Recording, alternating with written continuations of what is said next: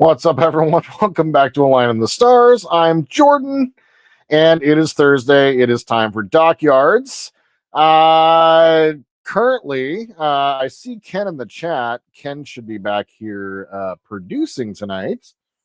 Ken. There he is. I said Ken 3 times, and there he is.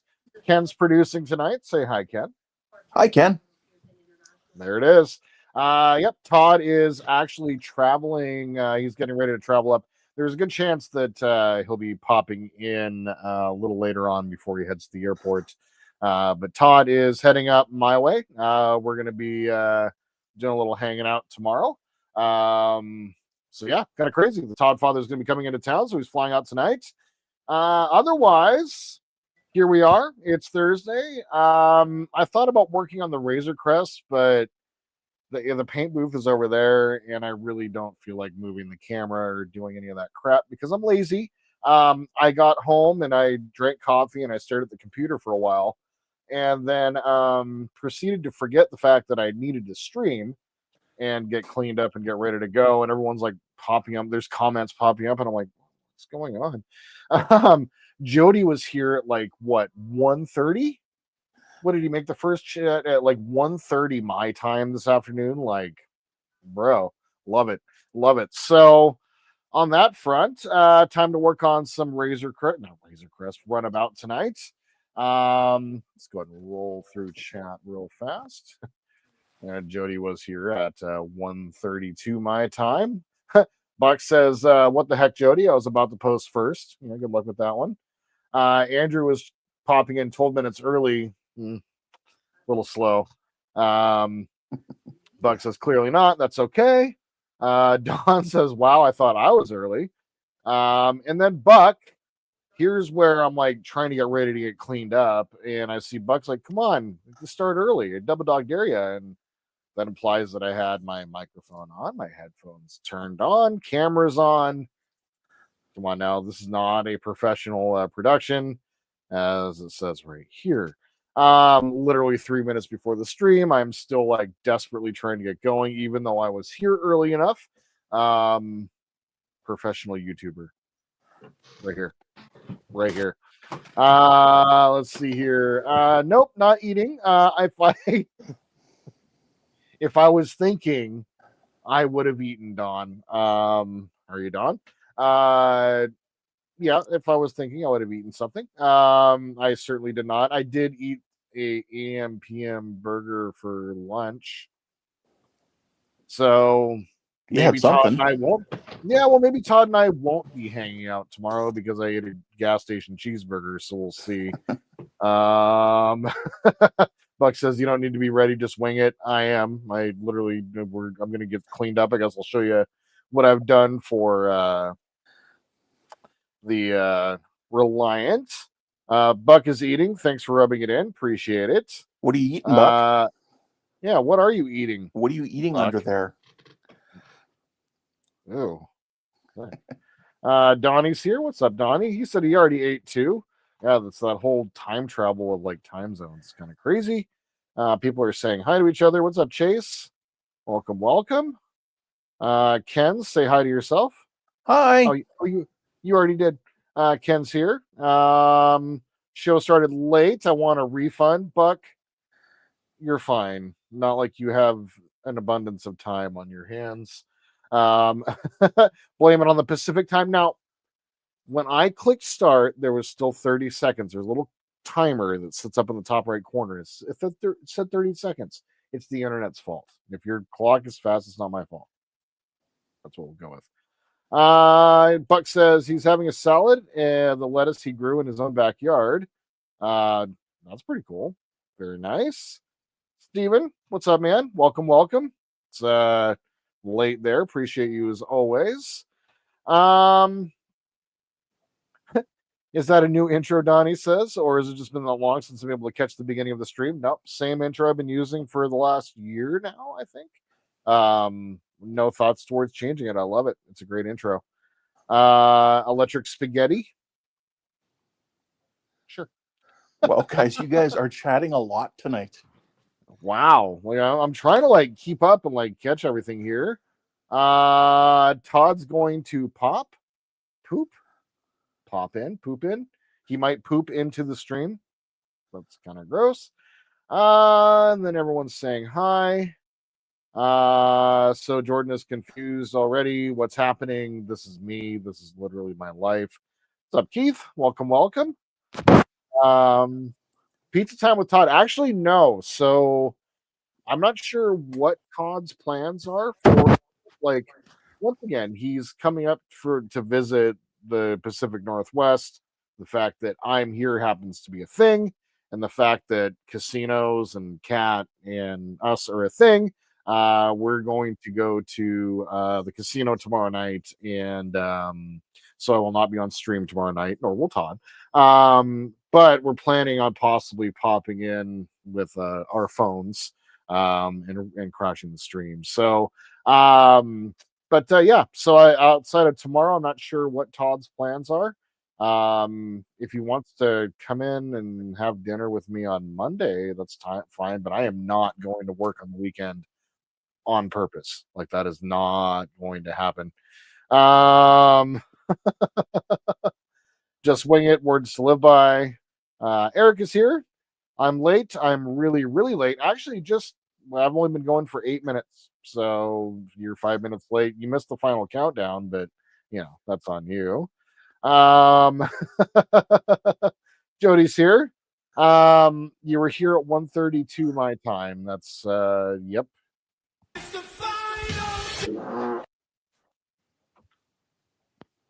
I heard that at work the other day. It's on the playlist. And every single time the chorus comes through, I expect a fart to happen afterwards, and it kind of disappointing. Let's see here. Everyone's saying hi to each other. Don says, I think Buck salad is the grass cuttings from his backyard. Well said. Jody says it was elbow deep in plastic. If you weren't a scratch builder, I would question that. But you were probably digging for something, knowing you. Buck says, what? No Jordan or Todd tomorrow? That's it. Friday's canceled. I mean, Todd's coming into town and he's like, casino. And I'm like, casino? So we're going to go casino. But we were chatting earlier and it's likely that we'll probably pop in for a little while with our phones. So maybe try to get all four of us on screen at once. That might be scary. How dare you think about crashing our stream with your fun? Yeah, I mean, I don't feel bad. Eric doesn't blame the fuck. All right, so remember the button. Thank you, Don. And then from here on out, Ken, I'm gonna let you wield the band hammer as you see fit. So otherwise,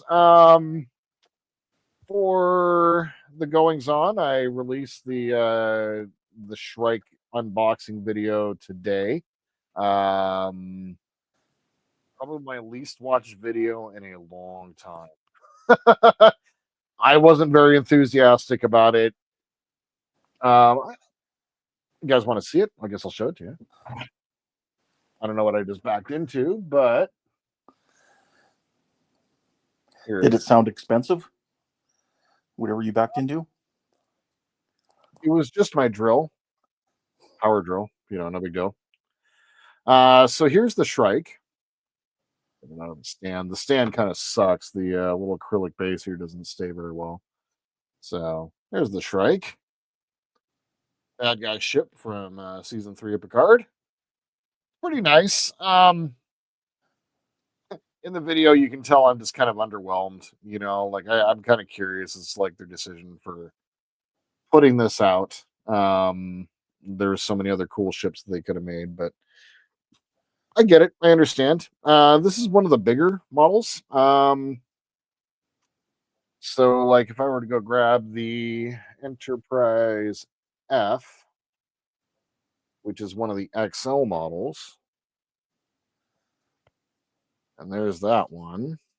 In comparison, it's fairly large in comparison. Those So, are in we're scale not, with each other? they are certainly not. This is about the size of a Galaxy class, roughly somewhere in that neighborhood. This is basically a Galaxy class and a half worth of size. So, this is a very, very big ship. So yeah, that episode came out. This is the 6th starship in the collection. Um Nice enough, just nothing that was like super. I don't know. I was whelmed. I wasn't overwhelmed or underwhelmed. I was just whelmed.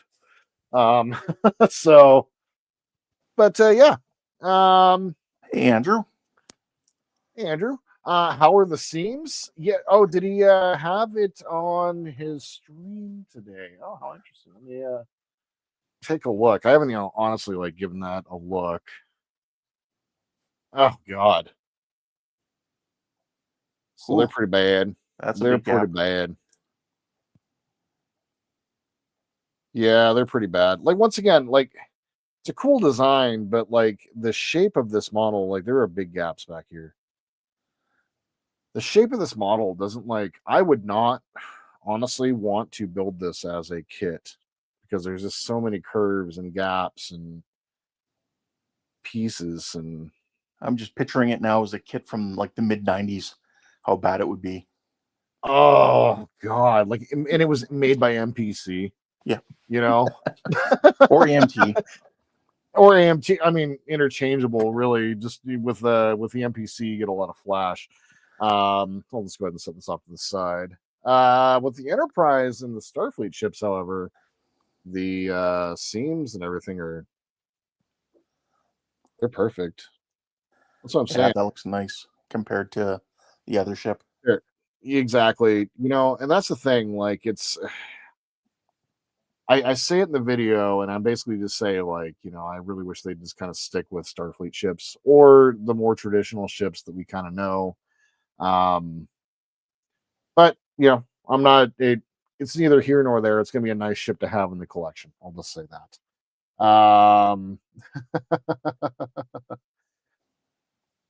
And I saw at the very end down there. Andrew, I noted in my video the alignments are pretty bad. So he asks, how are the window alignments? And I will show specifically right here. They're completely off. Ooh, yeah. So this is the out of the 6 models now that have come in the collection, 2 of the 6 have had bad window placement. So there aren't that many windows, however.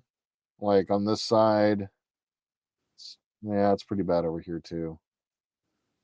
And it's really just the windows. Like the transporter emitters aren't too bad, but if you look up here in these little dots, they're just completely off. Hmm. So, But tampo printing is it's an art, not a perfect art. So, you know, and that's the thing. I'm not too worried about it. Once again, um, with these models, I'm not the 6 foot rule applies for sure. And the am I going to look at that thing every single day rule also kind of applies. So, but that's that video came out today. And then on Saturday this week, I'll have the next episode of the D'Agostini Falcon out. And start work. I think putting all the greeblies on the first mandible, and I've already finished the second one because I've already recorded, I think 4 or 5 more episodes beyond where we're at. Where you're going to see it this weekend, and then tomorrow, Darth Vader arrives. So the first. Ooh, Todd. Hello. Hi, Todd.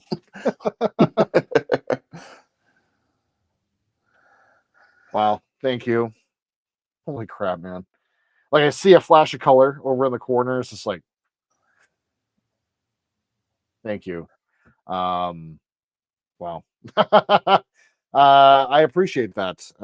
Very, very nice. Thank you. Yep, slot funds for sure. Andrew, no. I mean, I've seen a lot of the stuff that Eagle Moss did. There's a lot Master Replicas has got a whole collection out now. It seems to kind of be hit or miss. Even with the same models, it tends to be a little hit or miss. So yeah, we'll see. Dash by Todd. Yeah, Dash by Todd. Yeah, I don't know.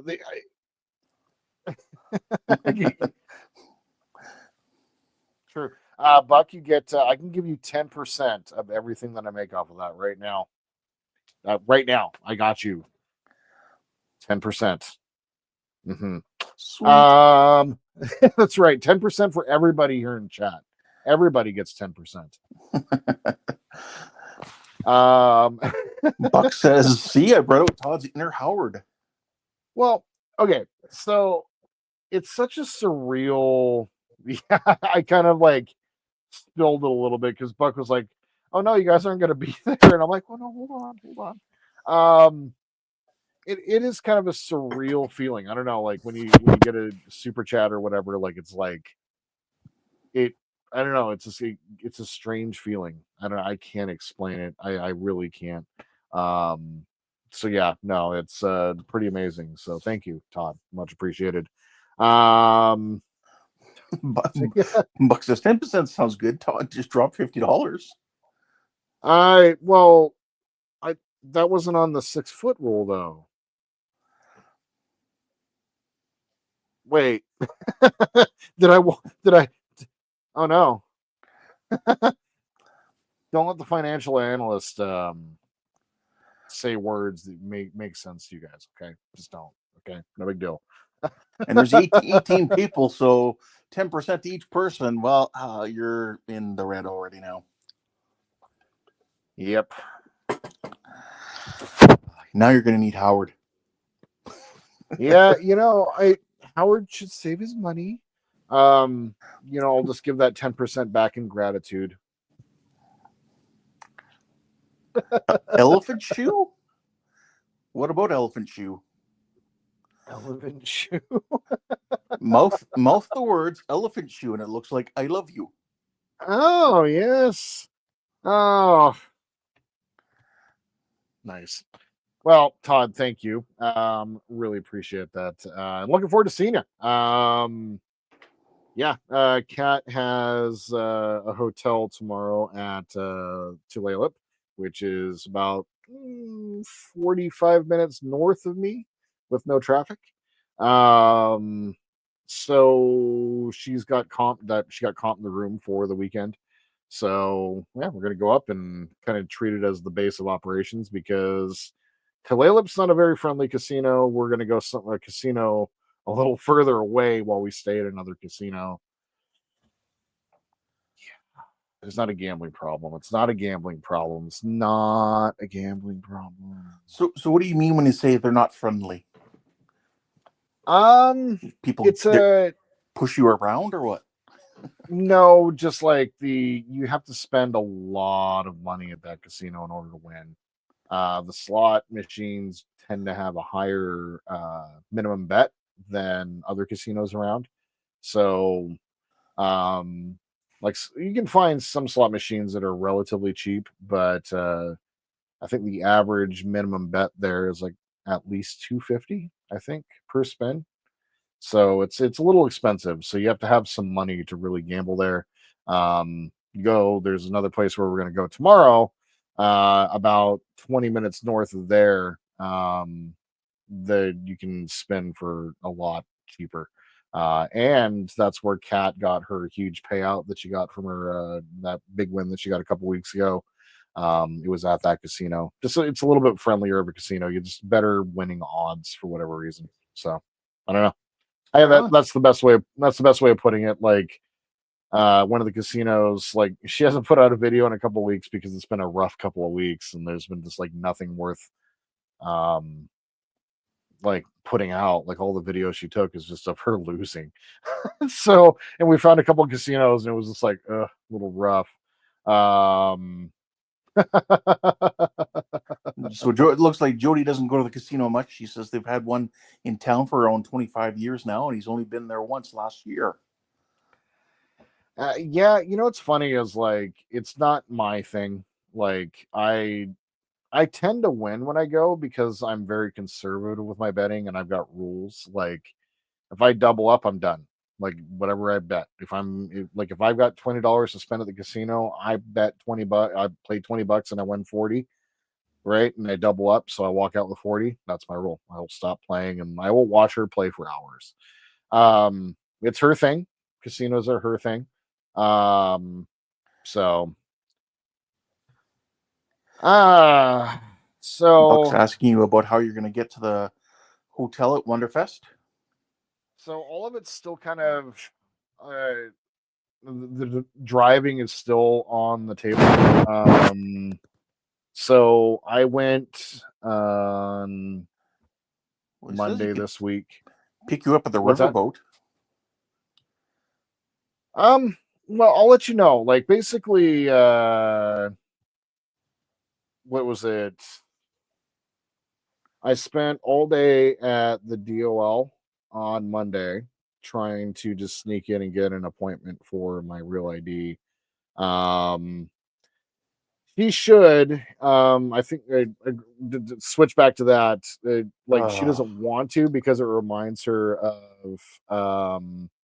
I saw what you just did. It's right there, and the first person's comment, I can never, Highlight. put it up live because that damn little thing's in the way. So I'm Show always your trying to referral click link. around it. I agree, Todd. She should show her losses. She gets really depressed though when she loses.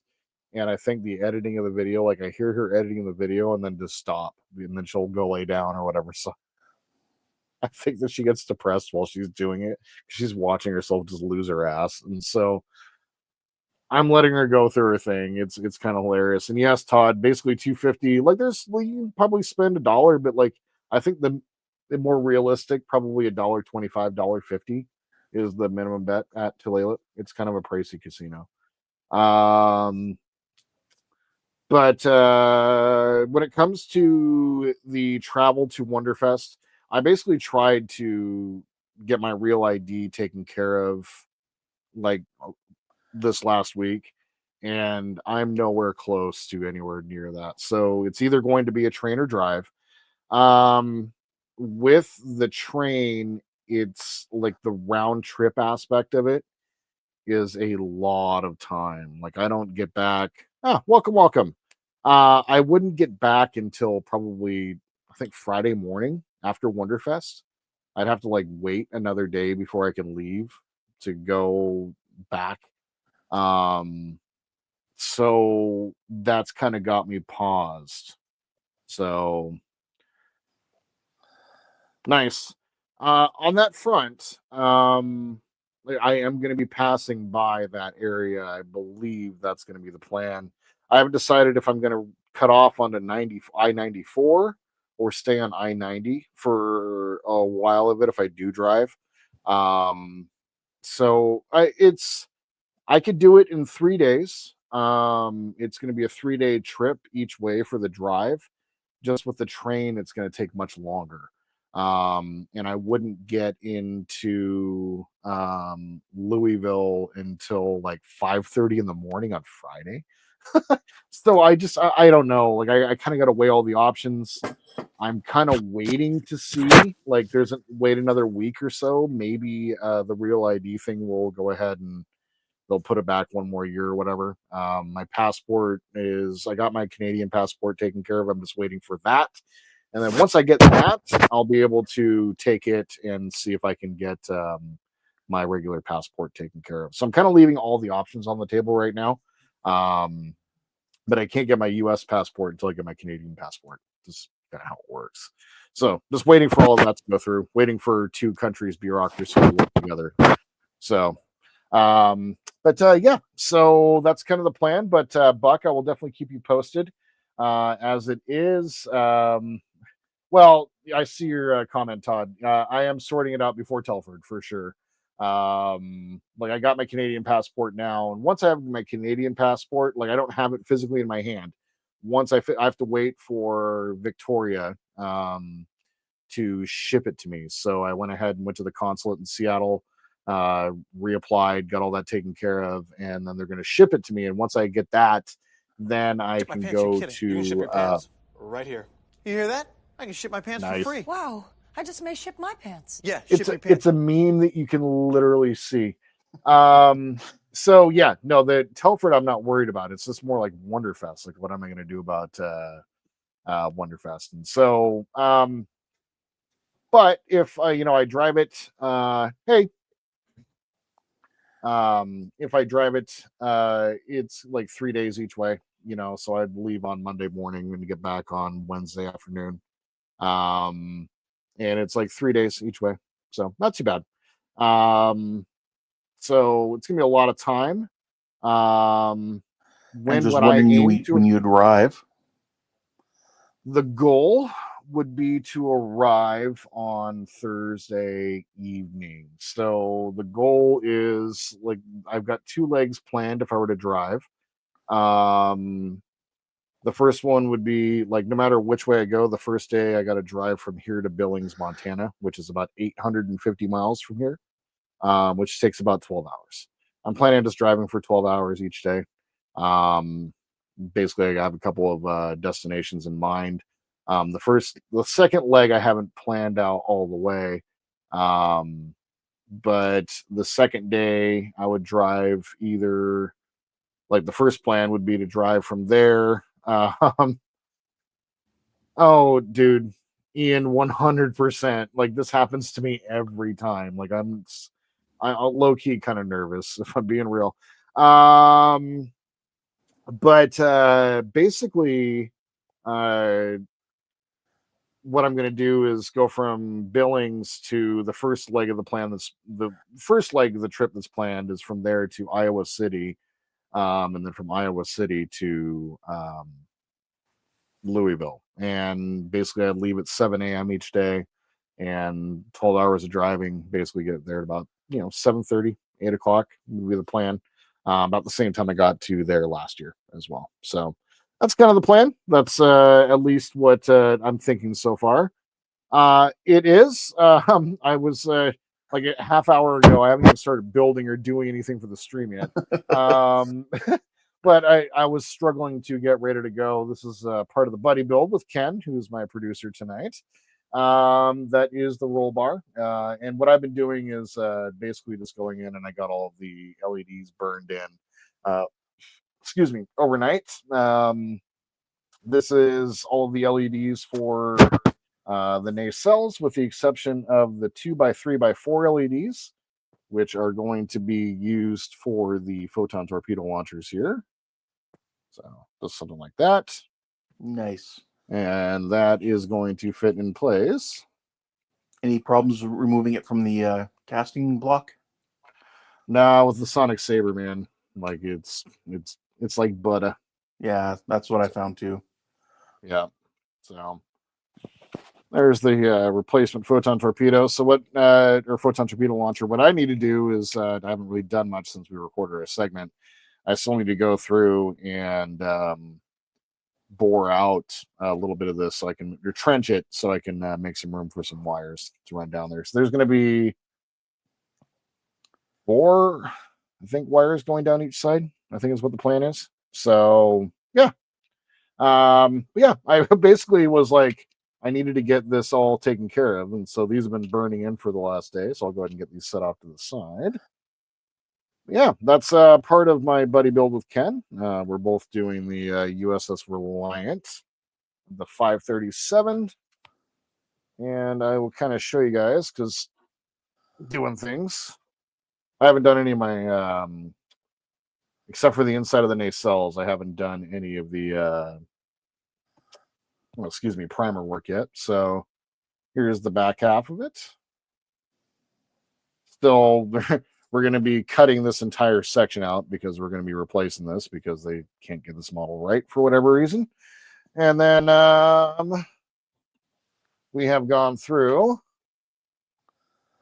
and completely modded all of the the tortilla tubes exactly.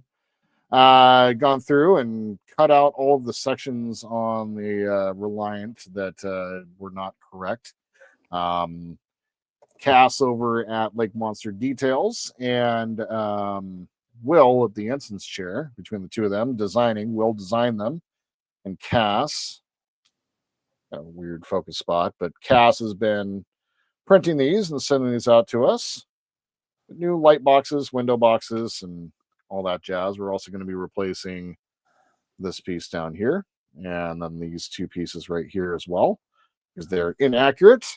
But we have literally been hacking up this model for like the last couple of months now, and yeah.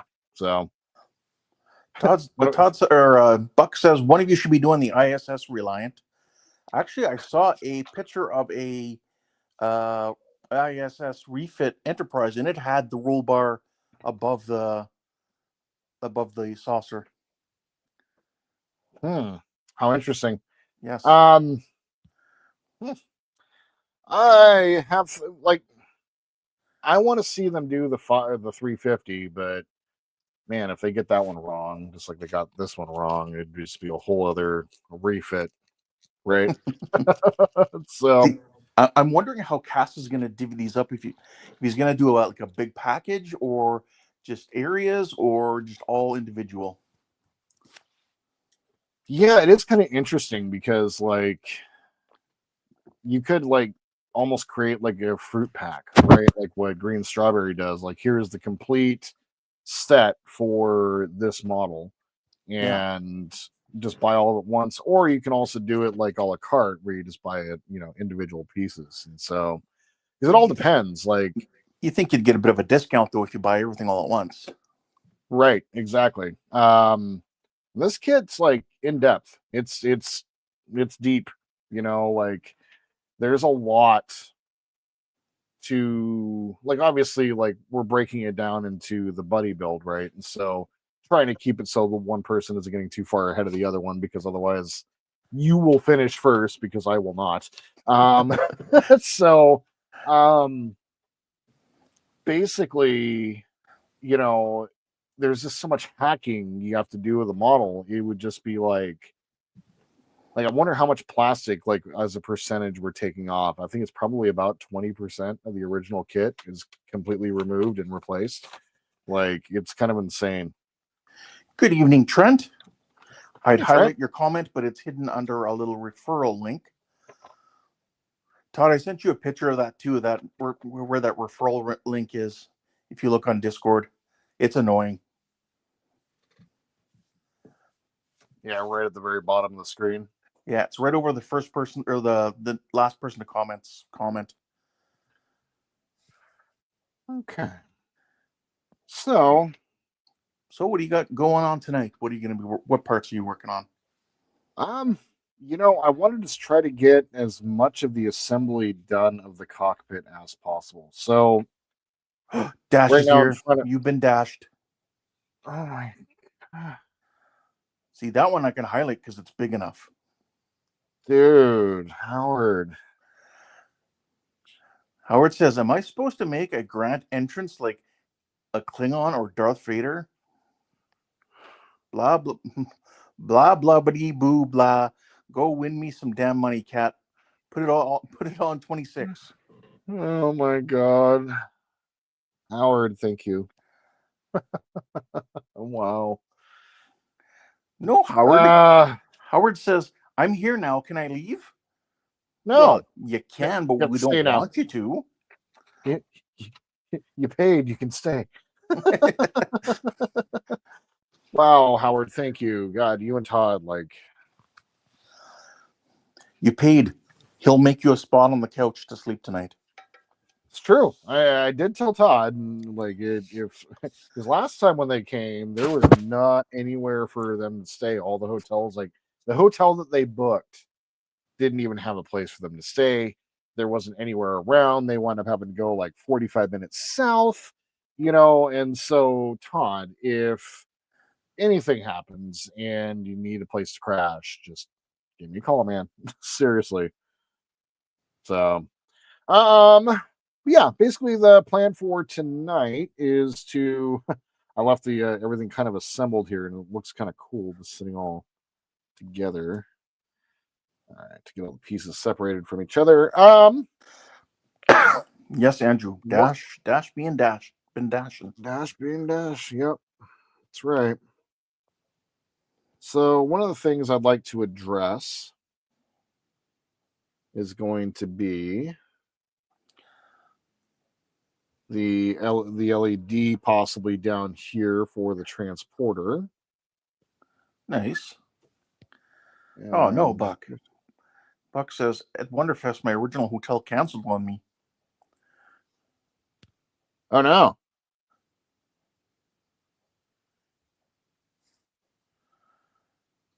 Whew. Howard says, On meh, I just dropped what? $34,000. What's another 100? If you don't want to say, my God, but geez, Louise. Well, thank you. I once again I can't thank you enough. The continued support just continues to astound me. So from all you guys, thank you. Okay.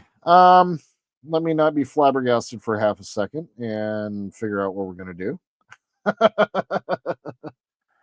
um Oh, Buck, I'm sorry to hear that. I'm sorry to hear that you had to turn into a bit of an escort.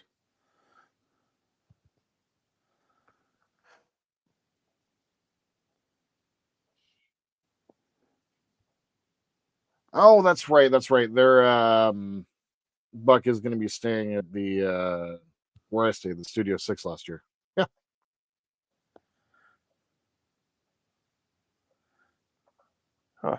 Man, this chat is moving so quick. I'm trying to bring up comments and, and they just zip up. Todd says, yeah, last time we got to the hotel and they said, well, you took too long and we gave your room away. Wild. Just wild. Probably, I guess, if you know you're going to be late, you should, I guess, technically call them and say, hey, we're going to need a late check-in. We're still Right. coming. But Still, yeah, though, like, you should hope you don't have to, but right. yeah, it doesn't hurt. Buck says, I'm only an escort for Donnie. Brown chicken, brown cow. Just going through and looking at all the instructions real quick, just kind of get a head around where I'm at. Okay. So, got that all taken care of last time. Howard says, ban me so I can go do other stuff.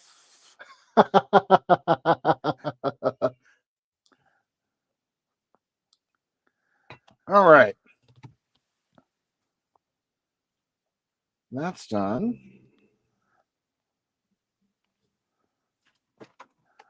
Yeah, it looks like Keith said he had a. Oh, thanks, Todd. What's up?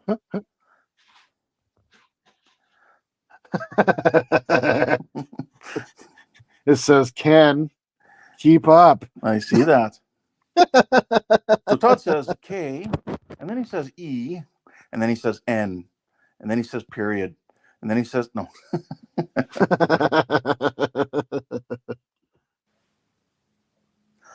Okay.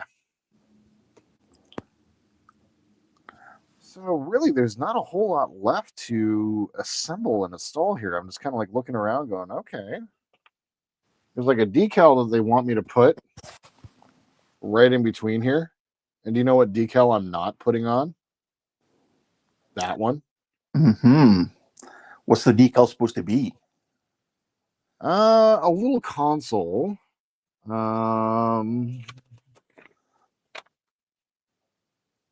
So, oh boy, there's a couple of them. So 32. So I'm going to have to put one on each side, and 32 is those. These are really bad decals, and so I might want to put some clear over the top. And then 26, where is that? Is going to be that one. So Howard says, well, you're supposed to buy Donnie a bottle of Maker's Mark and sit on in and fart loudly for me. I paid for that entertainment.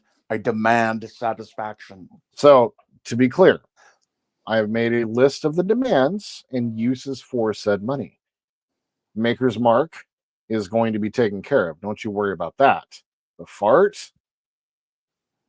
So it all depends on what we have for lunch on Friday. So it's got to be Friday, right?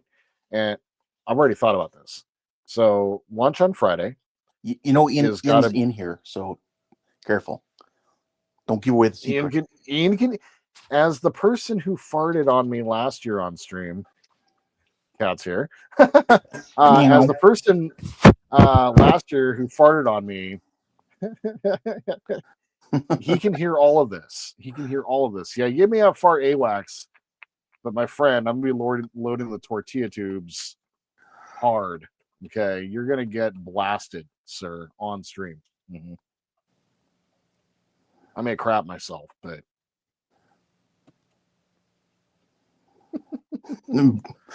Keith said, what happens at Wonderfest stays at Wonderfest. And Howard says he's waiting for Wonderfest. Yeah, you know, I can't wait. Like, regardless of however it's gonna go, like, I mean, ow, like stuck her finger in my ear and now it itches. Was her finger wet? No. Wet Willie?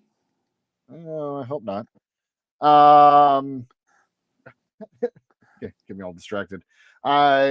Even like once again, if I do the drive, like it's all kind of it's all done in like chunks that make sense. Like I can drive it, it's not gonna be that big of a deal. I've got a bunch of audiobooks that I can listen to. I've never done the drive, so something I'm completely willing to do. So just gonna throw that out there.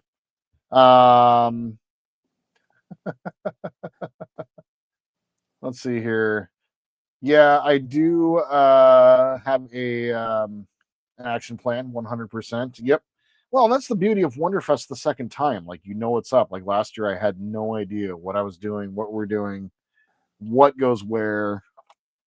It's going to be really nice having Friday, I think, to kind of hang around and do things.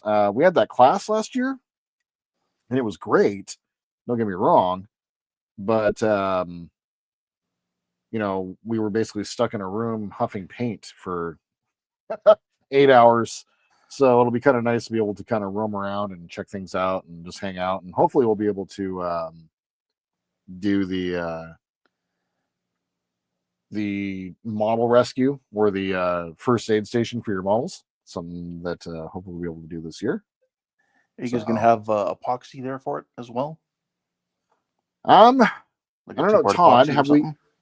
Yeah, well, I think the idea is going to be like we're going to have a bunch of stuff. Like we'll have, all the basics that you would need, like hobby knives and glue and um, whatever else we can kind of think of.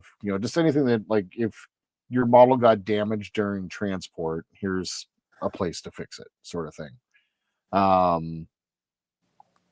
So yeah, I think that's going to be. I think we're hoping to do that. So Todd was the leader of that one. So hopefully we hear. But Wonderfest people are not very responsive. So yeah.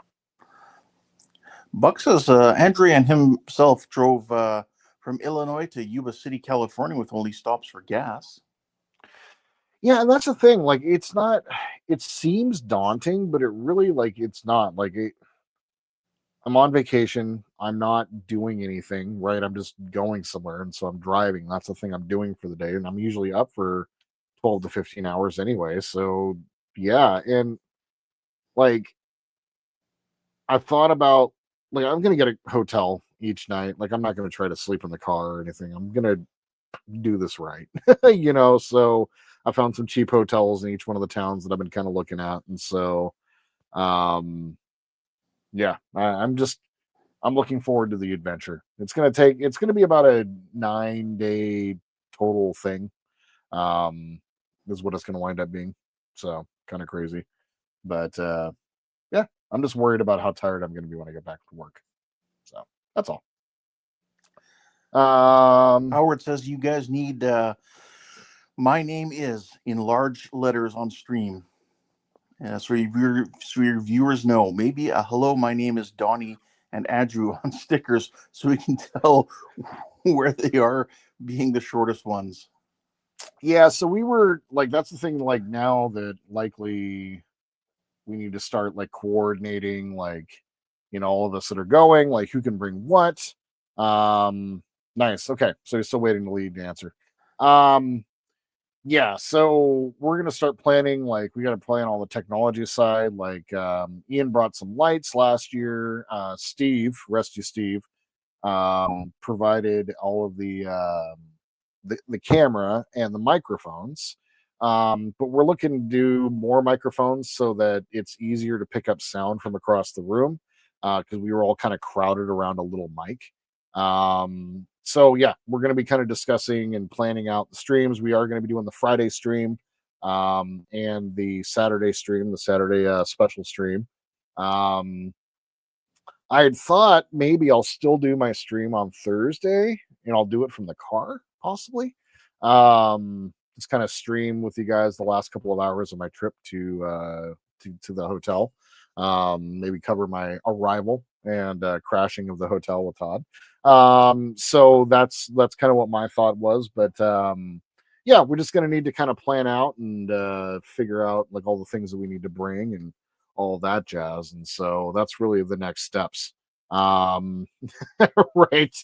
And there's going to be a lot of people. So, like, I mean, of the streaming group last year, we had myself, Todd, Ian, Steve, and Donnie. So there were 5 of us from the streaming group. This year, we're going to be adding Keith, Buck. Who else? Ooh. Okay, thank you. Well, Don will yeah. be there, but I'm assuming Don won't be on camera again. So I nominate Don to be a boom mic guy. We'll make him hold a boom mic. I like the idea of Don holding the boom mic. What do you think, Don? And then I think Wayne's going to be there super early, so expect Wayne to be kind of hanging out quite a bit too. So, oh, perfect. Anything that needs measuring, bring it with you. 100%. If we need a clamp, nothing quite like an 81,000 subbed YouTuber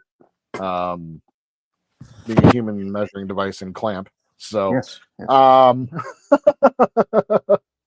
But yeah, so, and then on that front, I am going to be bringing the Razor Crest. I've still got where the Razor Crest is at right now in its current phase.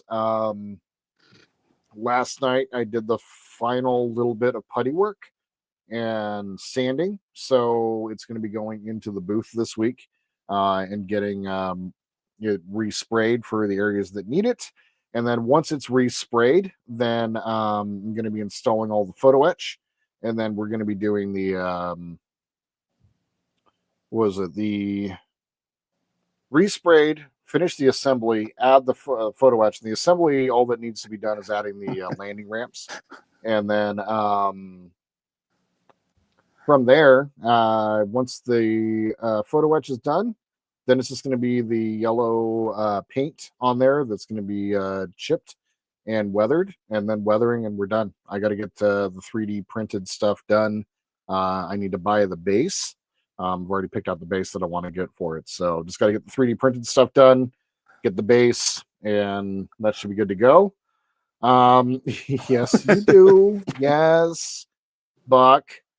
You too. We expect you to wear clothes. What you do over at Studio 6, that's on you, my friend. But if you're going to sit where I'm going to be sleeping, you're going to wear pants. Might leave a Kashyyyk streak. Don't give Ian ideas. He's already planning on loading up the couch. Like I'm not telling him which part of the couch I'm going to be sleeping on. So, but then from there, I'm going to also the Razor Crest. I'm going to be bringing the Star Destroyer, and then the Perfect Grade. So I'm going to be bringing those three. Nice. What I need to do, and I'm leaning more and more towards driving now at this point. I just need to get a proper case to kind of hold them in. I got an idea for it, so we'll kind of figure that out. So that's kind of what's coming up for that. Yeah. We'll see here. Ooh, there's been a lot of talk. I was just looking over at chat. I'm like, holy crap. While you do that, I'm going to go grab some more coffee real fast. Sure. Yeah, Howard says he missed the Spruevers Challenge today. I was there. I saw Andrew there. I think who else I saw there. Ricardo was there. It was interesting to see what they had put together. So if you get a chance, go back and watch it. Yeah, I'm gonna be really good. I'm gonna be watching that tonight after stream for sure. Yeah.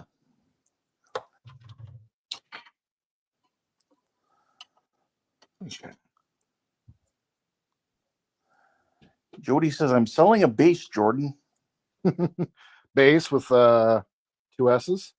Yes. Yes. Like a bass guitar? Yes. I used to have a Fender PJ, but it had broken a move a long time ago. I played bass in a heavy metal band a long time ago. Still play guitar. I like to say I still play guitar. I can pick it up and play the same shit that I've played my entire life and can play, but I can't play guitar anymore, not the way I used to. Yeah. Howard says you need to bring your significant other up to the room regardless if Ian's there or not.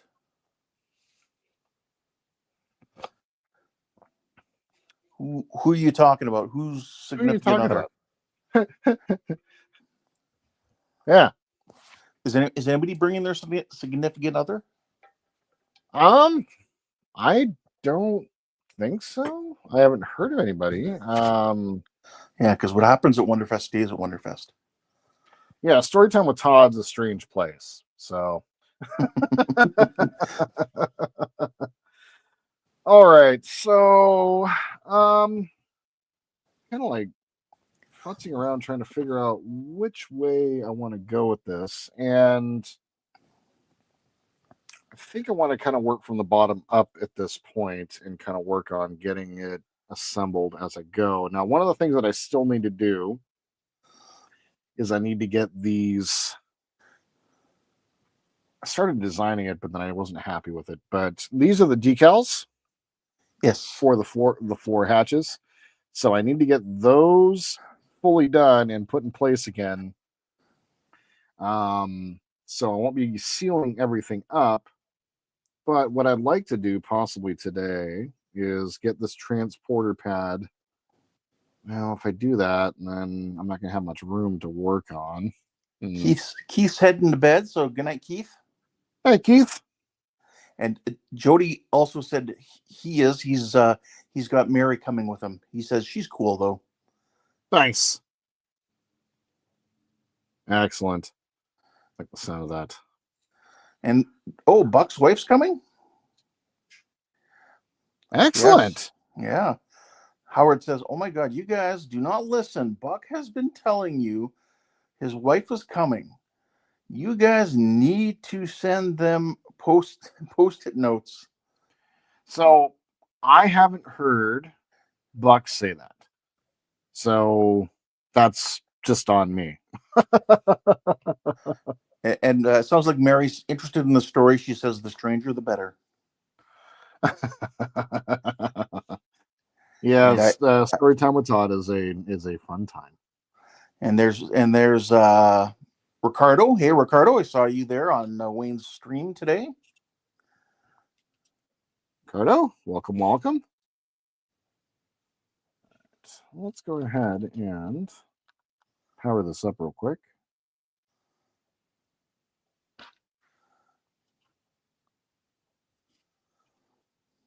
Okay. Sorry, Howard. I'll get the potato buds out of my ear and listen better.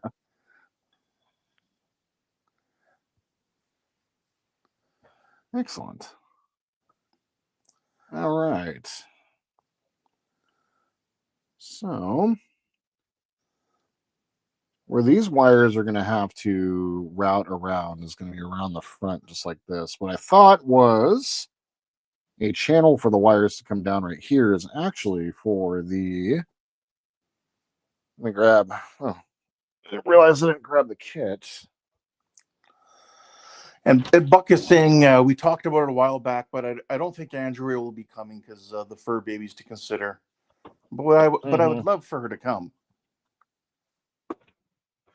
Yeah, that's also the same thing here. Like, Kat and I were talking, and I'm just like, it'd be really cool if you can come, but we have the cats to consider. You don't want to bring your cats to Wonderfest? Do they accept pets at the hotel? They do, actually. They make a big deal out of it on the website, but no, her cat would probably be fine. My cat, well, she's a little special. Is all I'm going to say about that. All right, so we have some 1993 Flash here. We're going to go ahead and cut through here, right? This off here. Wow. I don't like these nippers here.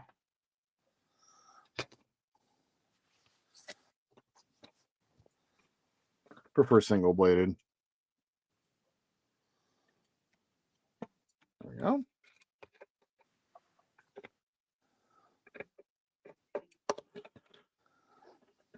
Where I'm going to start is going to be. Buck says, "Does Kat know you call her special?"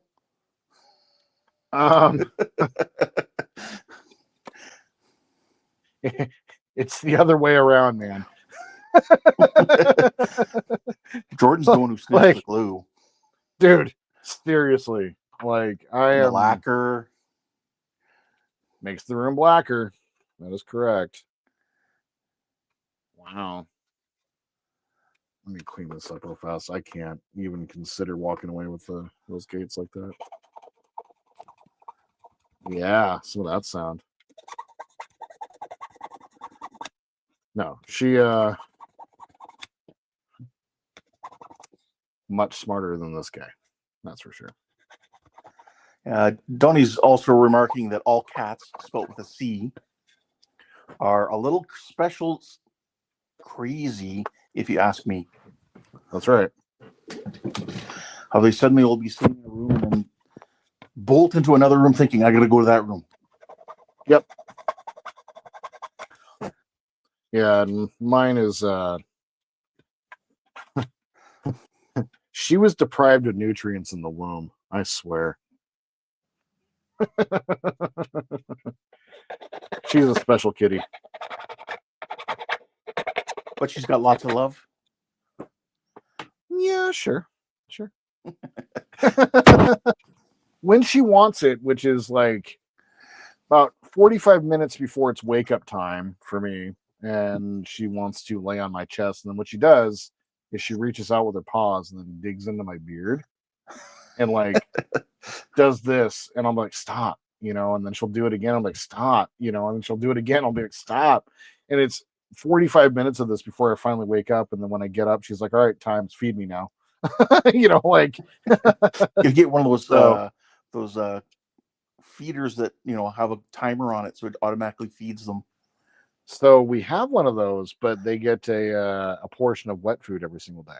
Oh, okay, so So you can't do that. yeah, the wet food is first thing in the morning, and they do have those for wet food, but I've heard horror stories of it. Like the wet food gets like kind of jammed up inside, Oh and yeah. it's like ocean fish and salmon and tuna, and the last thing you want is that old meat Yeah, getting inside of that. that would be very No. smelly Yes. And and their food already not makes healthy. me retch. Yep. So, but we do have them. They have dry food as part of their, like, they have a dry food dispenser, and so they get their biscuits whenever they'd like. So there it is sitting in its proper spot, and so where I thought those wire channels are actually them positioning lug. And I guess it would be the mounting lug for the top, but they kind of built it in so it fits around that. So right now, what I'm doing, I don't even know why I hooked up the power. I I'm don't really sorry. need that. I'm just reading Buck's comment there. Auto wet food feeder. Why does that sound like a Roomba running over a dog accident? So yeah. Oh God. That is not good, man. Oh God, you. All right. So what I'm doing right now on modeling, I am looking to see how I want to route my wires back. Now we have our transporter pad, and I do want to light it from the bottom. So I think what I'm going to do, take Rope the half the wires wire. around it. Yeah, I'm thinking going on either side, just like this. Then there is going to be a single LED or a flat panel. I'm not quite sure which one I'm going to be able to fit down here now. Do the lighting. This is spoken like a man who's had a bad experience, Buck. That's And right. Buck says, I've had to clean the Roomba once. Just once. Just once, but all it takes is once. Oh God, that just sounds like nightmare fuel, man. No Yes. way. Okay. So I think that's going to be good with it going on to either side. And so let's take a thought. Is this still working? Or did I burn it out? Let's go ahead and drop it down to 3 volts just to make sure. Sometimes these LEDs don't like to work immediately. Like you turn them on, and then you turn it off, and then you turn it back on, and well, no, I just burnt that one out. So sometimes, not all the time. Let's grab some wire. Another flat pin.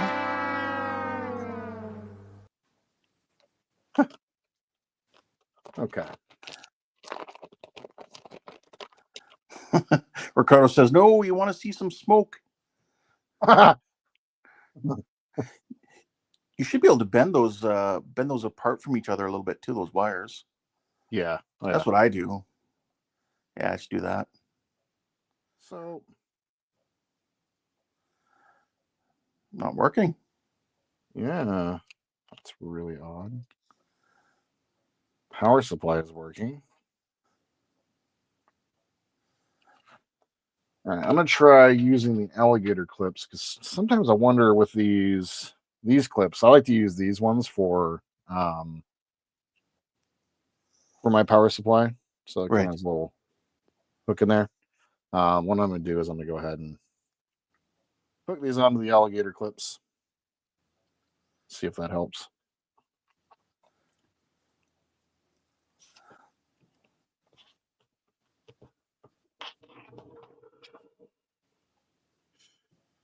Okay. So that one apparently is not working as well. Do you have just a regular LED you can just hook up right now and see if the whole thing's working, or? Oh, I'm getting nothing productive done for the rest of the night. What's up, buddy?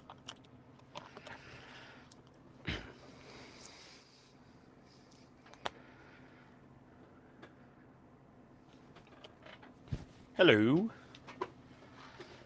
All right, so that one works. I don't know why the other one wasn't working. Okay.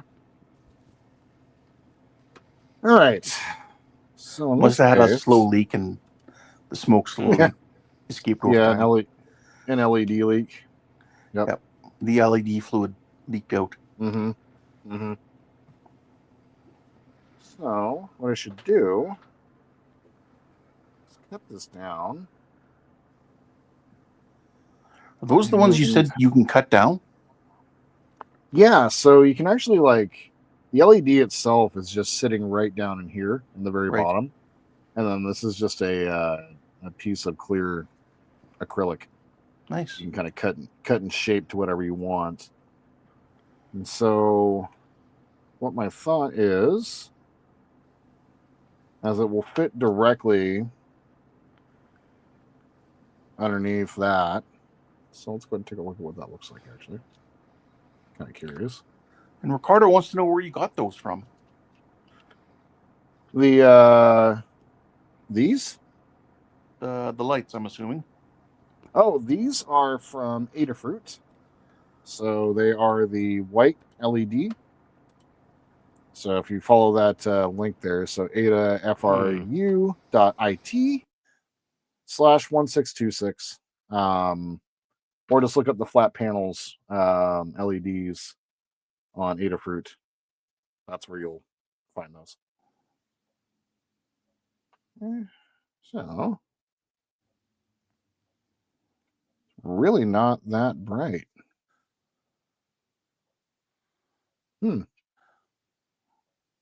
Closer to the LED it is. There you go. Hey. Yeah, what's up, buddy? How you doing? Good, man. How you doing? I love those light panels. Oh, yeah. They're great. Wonder. So, yeah. So is that the outer portion of the hull, though, on the bottom of that part? Yep. Okay. Oh, so there's a panel that goes under that. Yeah, yes. So the way it works this is, so this one sits right here. So that's the resin cockpit set? Yep. Okay. And then this sits right back here. Oh, that's going to be awesome. Oh, man. Each one of those. Are you going to do an activation button for the transporter pads? So that's what I'm working on right now. Yeah. Yeah. So that's exactly it. I want to turn this up. We'll go to 4 volts. I got a couple of these if I burn out. Go to 4. I wouldn't go any higher than that. It's a white LED. Yeah. They're usually happy at 3. Yeah, it's not happy at 4. Now, 3.2 is max, I think, for a white LED. Yeah. But Todd's not here. He's like, what did I miss?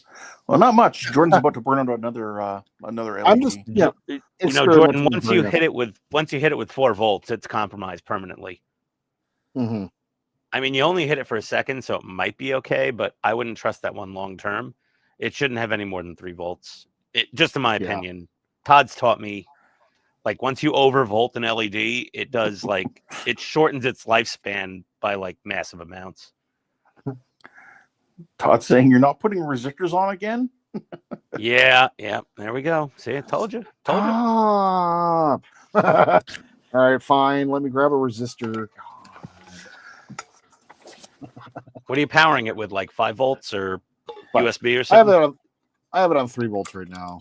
No, I mean when the model's done, you're planning on powering it with like USB. 5-volt USB. Yep. And Jody says, yeah, you could get Donnie to print a tiny Chief O'Brien. So I actually have, like, I need to find it. Like, I'll bust it out. Like, so once we finish the cockpit, then there's going to be the whole rear crew sections we're going to be building. Very similar to this. Worf and Jedzia making out in the back. Oh God, that's hilarious.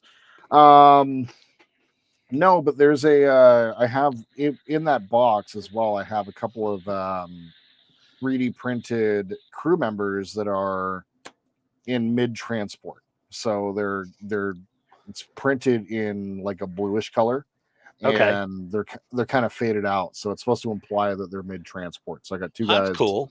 That are 72nd scale that actually are designed specifically for this transporter pads. There you go. Jedzia, you haven't had haggis until you've had the original Klingon version. Oh, gross. Okay. Resistor. Yeah, at least 100 ohms, Todd said. Yeah. Yeah, for a white LED, that's plenty, probably. I got a quarter watt. Yeah, that's all you need. It's a single bulb in there. Yep. Now you can crank her up to 5, and then you're good. So, short. What I want to do is I want to peel back. There's a ASMR moment here. Right. There's like a sticky film. port. There's a protective film, and then you can also just peel back all the way to the acrylic as well. I like the soft glow. Well, the issue that I'm running into here, like when you put it underneath the transporter pad, that's not very bright. What about closer to the LED? It's just as bright as I want it. There you so go. in this case, what I'd probably do is I might just do I might wire up 2 flat 2x3x4 LEDs to just put directly underneath the transporter pads. So okay. I've actually got that. So let me take a look at that.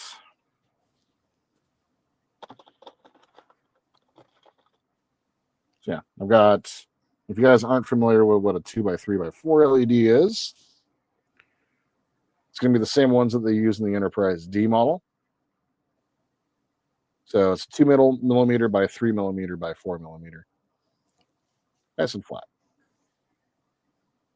And this one is already resistored down.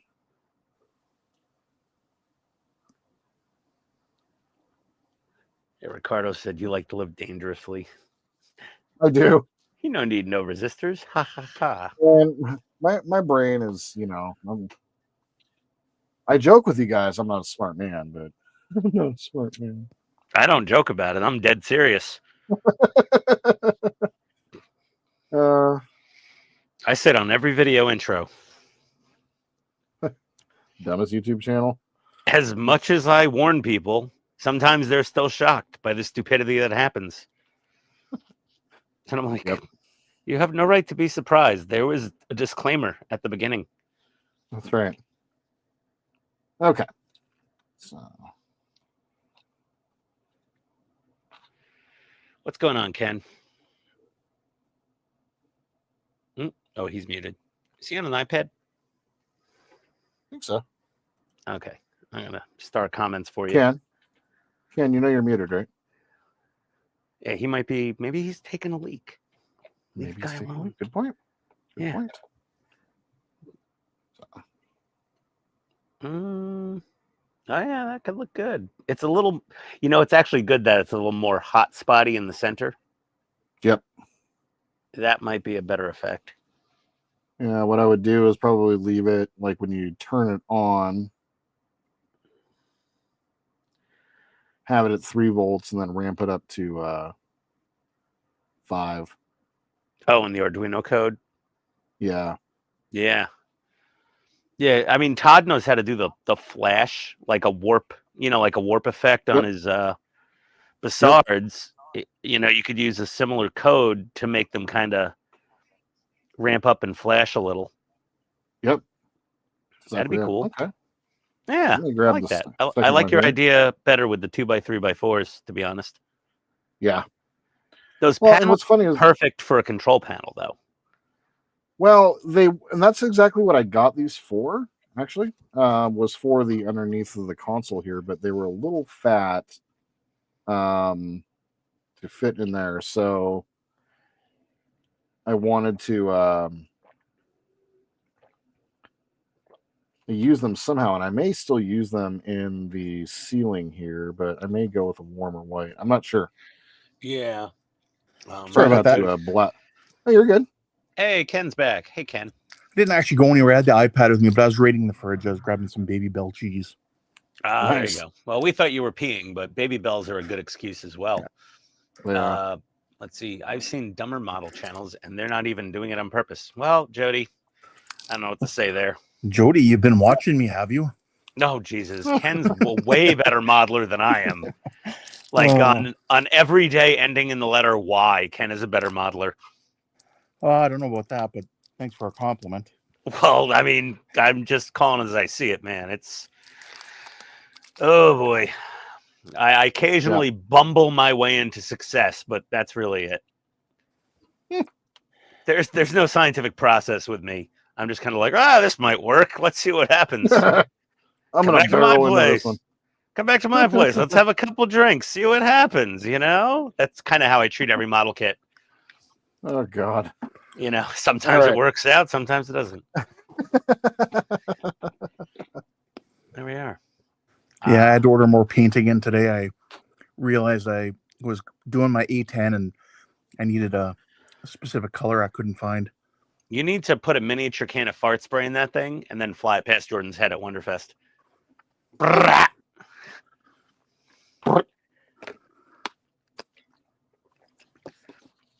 me go ahead and.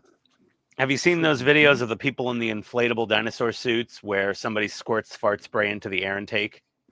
Yes. Oh my God, that never. And they almost die. Yeah, they're like screaming and coughing and choking. I love it. Yes, love it. Ken, is that a crime in Canada? Could be. I don't know. Fart spray is like fart spray brutal. Yeah, fart spray is probably illegal in the yes, UK. It would be a crime. You could be charged for it. Oh my God! What if it was your own spouse that did it in your home? Domestic violence? You could make a case for that. Oh Lordy, what's the world come to where you can't infiltrate somebody's inflatable costume with fart spray? Just saying, it's such good video content on the internet. Don't ban that. Let's see. Buck's leaving. You take care, Buck. Hey, All Buck. right, Buck. Have a good evening, buddy. Thanks for stopping by, man. Yeah. And Donnie said, that's how I build models too. I wonder what will happen if I do this. Yep.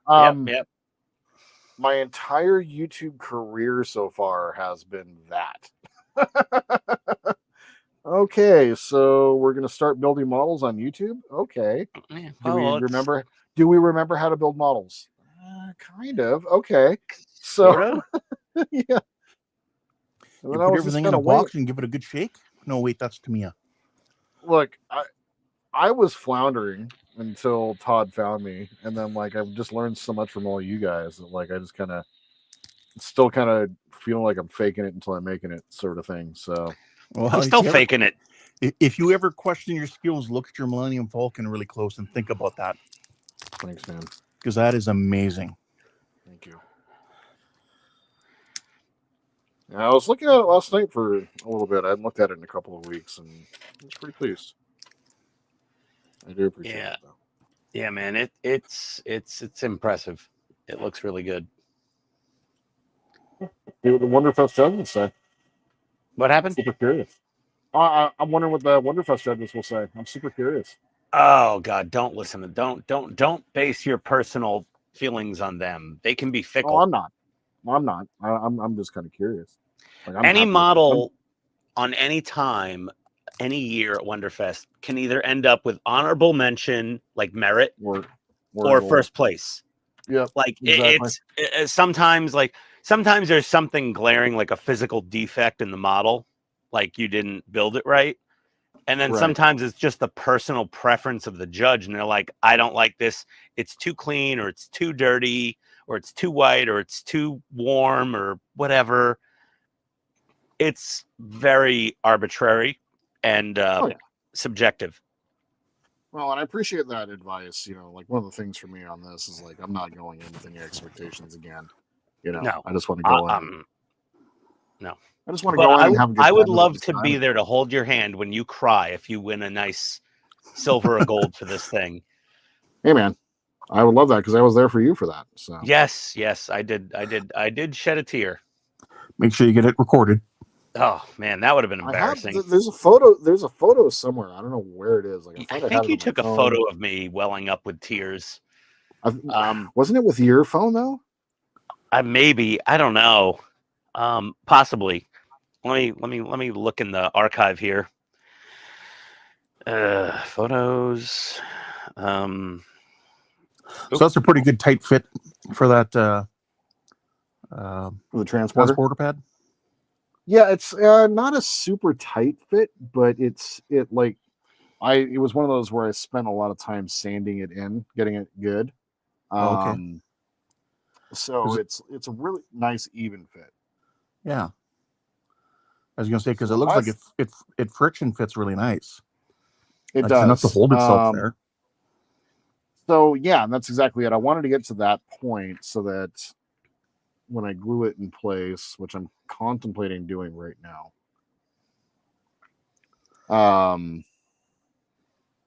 it'll sit just a little bit above, so you can see that there's that lip on the inside. Yep. I want to be able to. Wonder if I could take like one LED, put it like that, then one LED come up from the other side. Are you going to put them right under the pads? A little back. I'm not quite sure. Like that's what I'm trying to figure out right now. So what do you Do you guys have to think? carve out a channel there? There's a channel on either side, but maybe. Yeah, because you got a resistor on there. What might be a good idea is to move the resistor further away from the LED and really trim the LED leads really, really short. Put the lead wires on them, and then move the resistor out of the area so that you have more room with the very thin gauge wire to fit in those channels. Right. Or what about?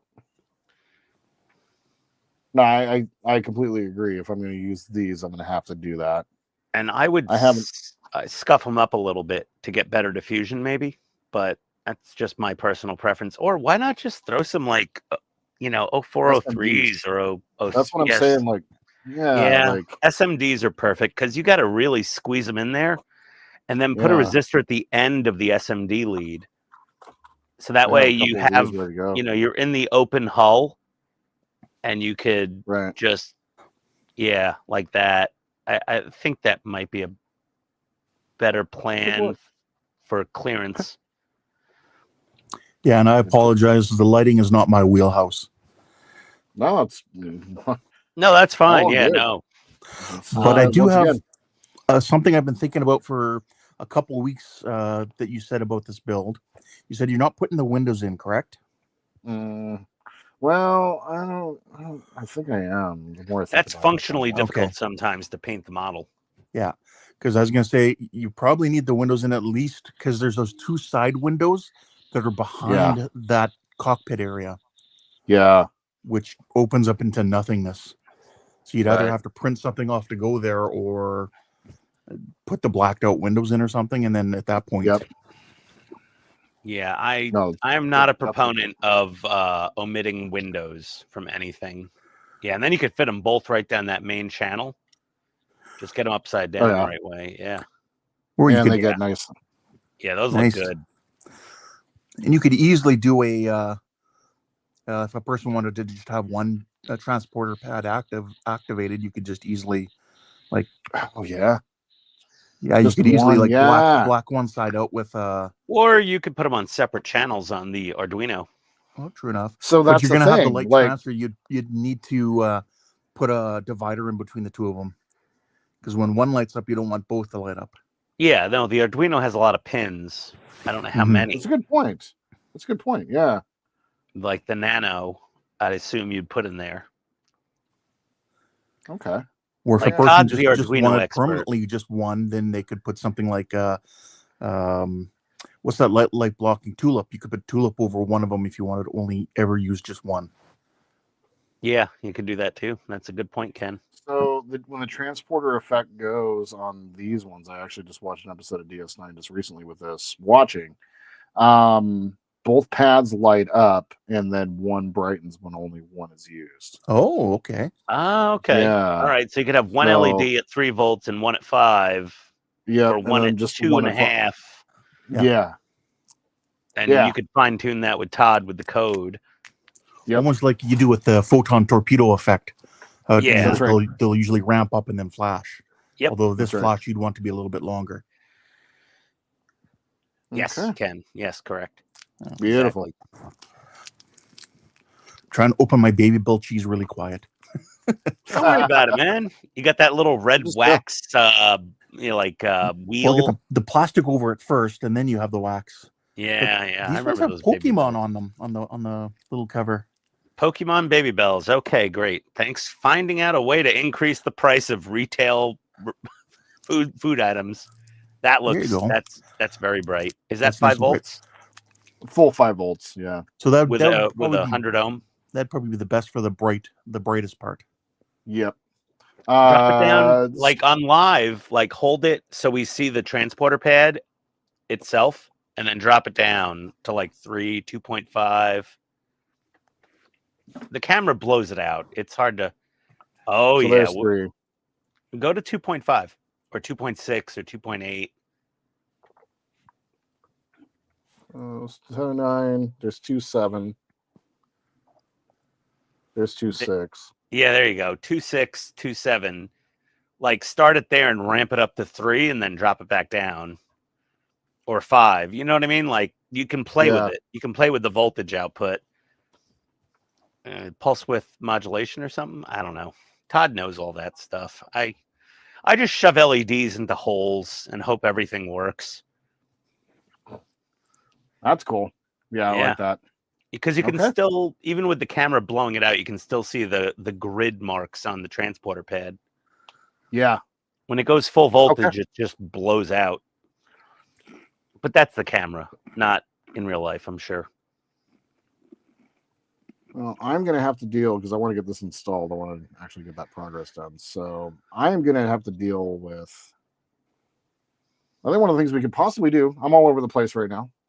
Mm-hmm. I want to get this installed, but one of the things that I was saying earlier is I wanted to get these redone before installing. But as long as I don't install the console, I'll still have access around here to be able to put the decals in place. So what I want to do. What's that? Up to you. What is that Yeah. that you want to get redone? So these are the decals, and they're like little hatches. So they're the hatches that sit. The big hatch sits right in front here, and then there's 2 small little hatches that go on either side. But the green strawberry decals were so bad they wound up ripping, and so just use some tape to pull up the decals, and then I'm gonna. One of the things that I could do here is I can show the cameo, and we can all go through and do some cameo stuff together because I'm not super like. Well, not. I was thinking painting or just creating the vinyl template and just cutting it out of white vinyl. And that's a good idea too. So instead of like trying to paint it, just like do it. But a template might work better. I don't know. So we can figure that out. So. And then you can share that template with people in the future. That's right. That's right. Now these green strawberry does so many things great, but then they also do not do so many things great. Well, so, what are you gonna? Yeah. Quite a number of companies though do take that stumble when they get to the decals. Yeah. I've had too many decals explode on me. I've had Bandai decals explode. The decals that I've liked using the most out of any model that I've built has definitely been the perfect grade decals. Okay. No, They Bandai's were the- decals are good. They're very active though. Like they activate Yeah. so fast. And the decals that the guy on Etsy for the D'Agostini Falcon, his decals are printed on the exact same paper and went down the exact same. Like it was beautiful. It was I was very pleased. Like it was nice to be able to get that from another decal. What's that famous water slide brand, Ken? Cartograph? Yep, Cartograph. They're like Italy. the most highly regarded water slide decal company in the world. And at some point, I think Round 2 is using them for some models, right? Yes. Really? Yeah. Yeah, A number of Cartograph. companies will use them at some point. Some will use them, constantly. Yeah. But other Yeah. companies will stick with it. Like Tamiya, I think that Tamiya does theirs all in house. Yes. So they do.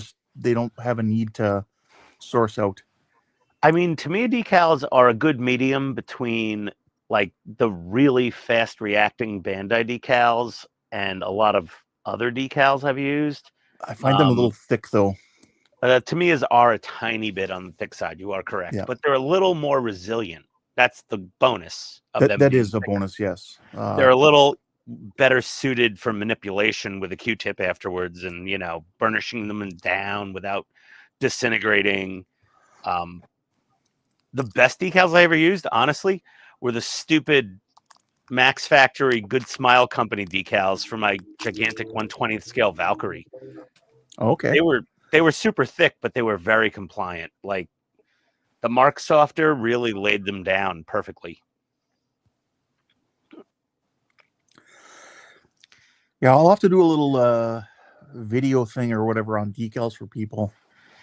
And some people are asking. Yep. You could do a Barbados Rex thing, with decals and decal solution. Yeah. So I'm sure you have all the products. You have the decal adhesive. I don't have all the products, so not all of them are available around here. Well, you have many a of the Baby Bell. That's your Baby Bell. I Ken grabbed ever 4. showed up at the Wonderfest? We'll have one of those little red mesh bags of Baby Bell cheeses in the fridge at the hospitality suite for him. Thank He'll you. just sit there on the live stream eating Baby Bells. It's just because I didn't have supper either. So Be like, here you go, Ken. Here's a bag of Baby Bells and some beef jerky from Buc-ee's. Thank you. Because I can't legally fly beef jerky into the UK or probably Canada. It's weird. All right. So That transporter pad is sick. it is now glued in place. Let's look. Looking good. Thank you, sir. Alex looking forward to getting some bits tomorrow. He's got some packs for the U96 today. Sweet. And he's going to do the galley light. That's cool. Nice. I have Darth Vader coming tomorrow. I'm super excited. That's awesome, man. Yeah, I just found out that my Ecto 1 parts are going to be delayed until at least September. I saw you posted in that email. Oh my God. Ugh. And I'm like, doesn't matter if you're paying for it or not. You're still getting delayed. There's no special treatment. Well, except Agora. I think they're shipping me Apache parts from the UK, like Todd gets. But that's for urgent need. Yeah, those SMDs build the model. Yeah, they don't want to break it when it flies in from the UK because it will. If that thing takes a spill, it's done. Yeah, the SMDs were the perfect solution. They fit right in the channel nice. They do. Yeah. So I'm going to put this in a clamp. I don't want this to be all sitting a little funny. I've got to get one of those, or maybe the fractal vise. The one with the 4 little half quarter moons that rotate around apart. The one that Adam Savage has been using. I think Todd got a fractal vise. Oh. Don't clamp down on that transporter assembly too hard. No, it's just enough. I just want to hold it in place. Okay. so that I'm not like trying to balance it. Because what I was trying to do was like balance it sitting on top of the transporter while I was holding the LEDs. Yeah, no. No. I would have Using, personally, I would have used some solar res and dropped it onto the bulbs and just, oh, that's what you're doing. There you go. Perfect idea. That's right up But my I'm actually so like drop it onto the bulbs and then drop it directly onto the pad, or Yeah, is why that what- not? Yeah, that's what I do. That's how I glue bulbs in place. Is I usually just glue them in place with solar res. That way, there's zero chance of clouding from like CA glue, and Mm. it holds them pretty well. And it's And you're optically just saying clear. directly onto the transporter pad. Huh? I mean, that's I would just be worried that it mars or leaves some sort of tide mark that you can see through. yeah, but if So you that's fill the what- whole bottom, you'll be good. True. Fill the whole bottom, huh? Like not like all the way up, but you know, Yeah, just put a couple an millimeters. even in there. layer. Yeah. Remember, if you don't know the metric system, roughly a millimeter is roughly the thickness of a dime. Yeah, millimeter or two should be plenty of solar res. You can even put a piece of tape on there to hold them in place, and then drop the solar res in, and then hit it with the flashlight. Hit it with the party flashlight, Flashlight. Flashlight. the disco flashlight, aka Oov light.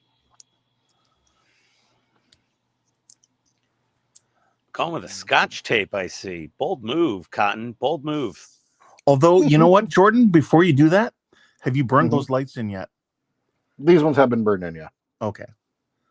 So So I've got a bunch of like I know, like reckless fluorescent what in I'm there doing and here. it burns out. Yeah. Yeah, you don't want to So put. no, I was pulling from LEDs that I burned in for a different project that Okay. didn't wind up using. Unlike me, where I put all those SMDs in my shuttle Tedarium, and I only burned them in for like 30 minutes. Oh my god. Yeah, and I was like, well, hopefully it runs for 24 hours a day at Wonderfest for a weekend. Lucked out. All the lights still work. Yeah, you don't see them too often where they fail, but it is a big pain when they do. I've had a bad SMD or two. Not many. Yeah. Not many. Like 1 out of 100, I've had bad ones. At most. Jody said party fleshlight. When is it my turn? Come on, pass it here. Ew, that's gross. Ew.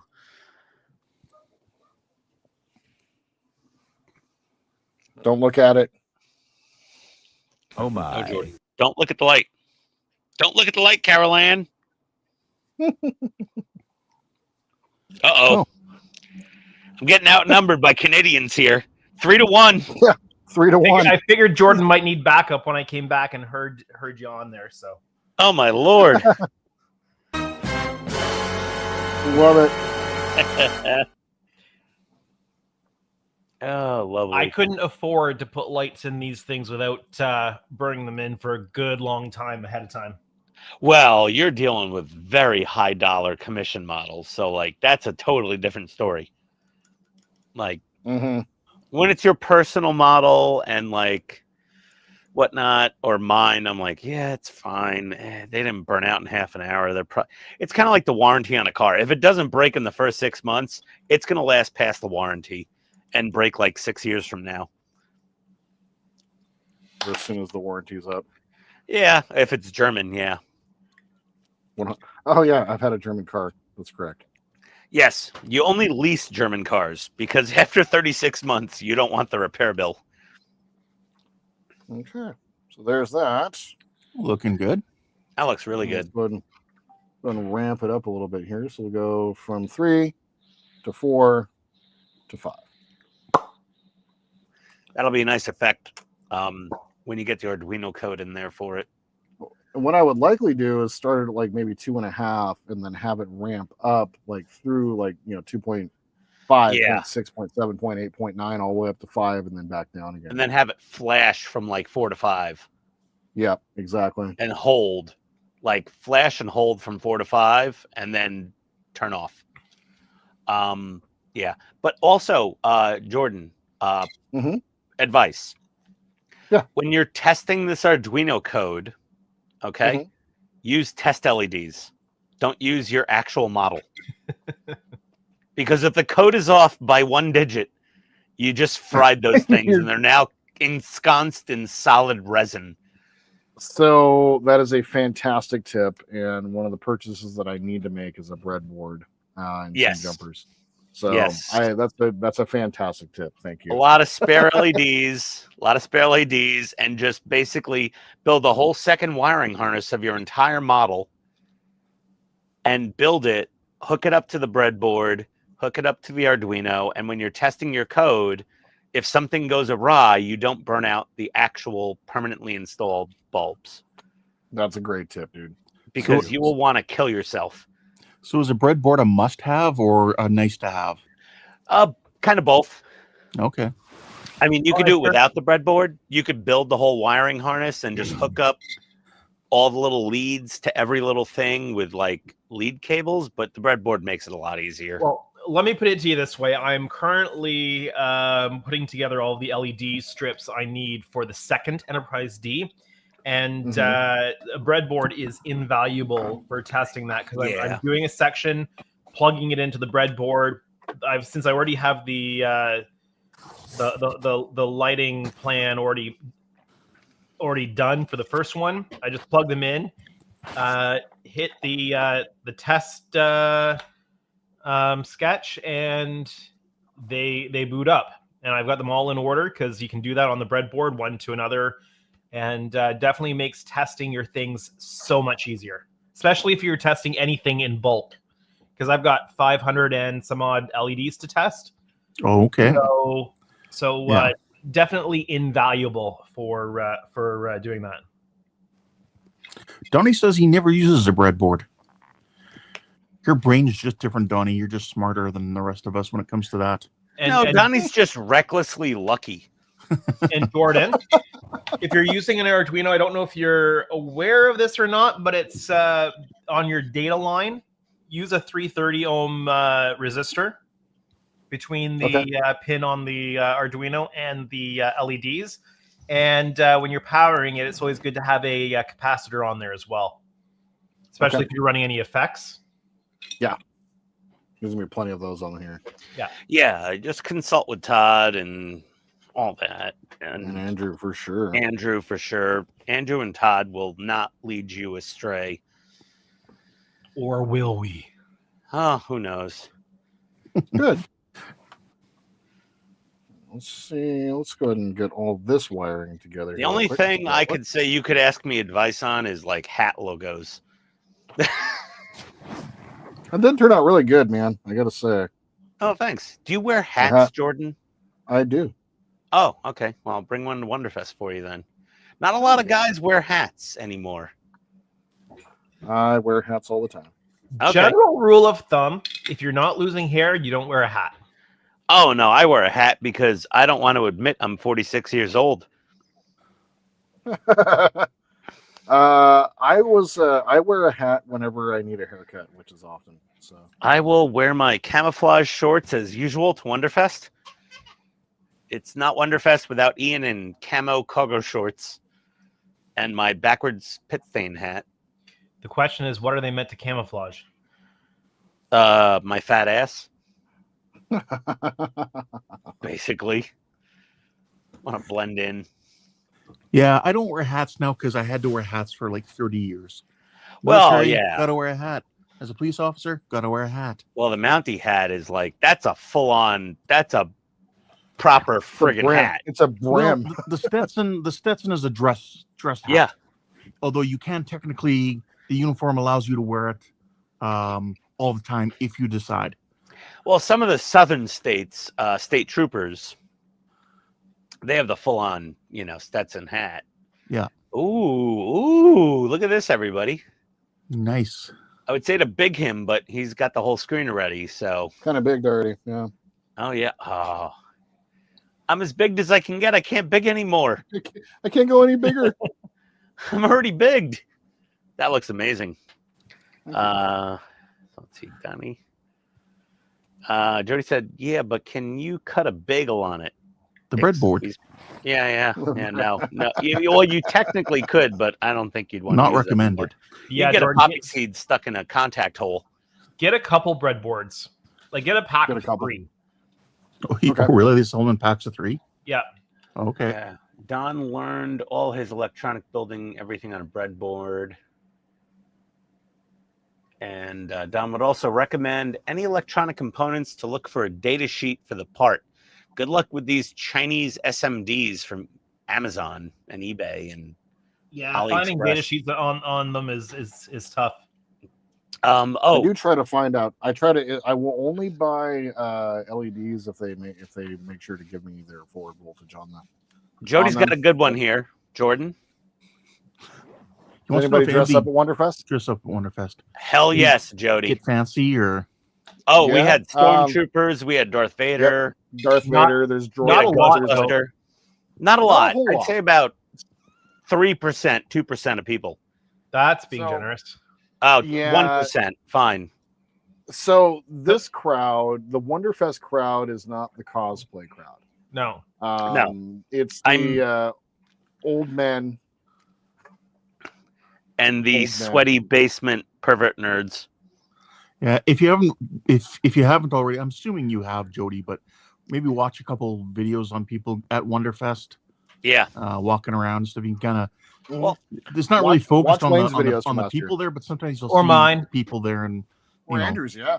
yeah. Well, you can check Andrew out some of actually- my videos also. I did a couple shorts on my channel for Wonderfest, and I caught like some stormtroopers and Darth Vader, but there wasn't a ton. No, there wasn't. And there was some full-size remote controlled R2D2s there, and R5Q, whatever the hell the thing is. R5Q4. Yes, that one.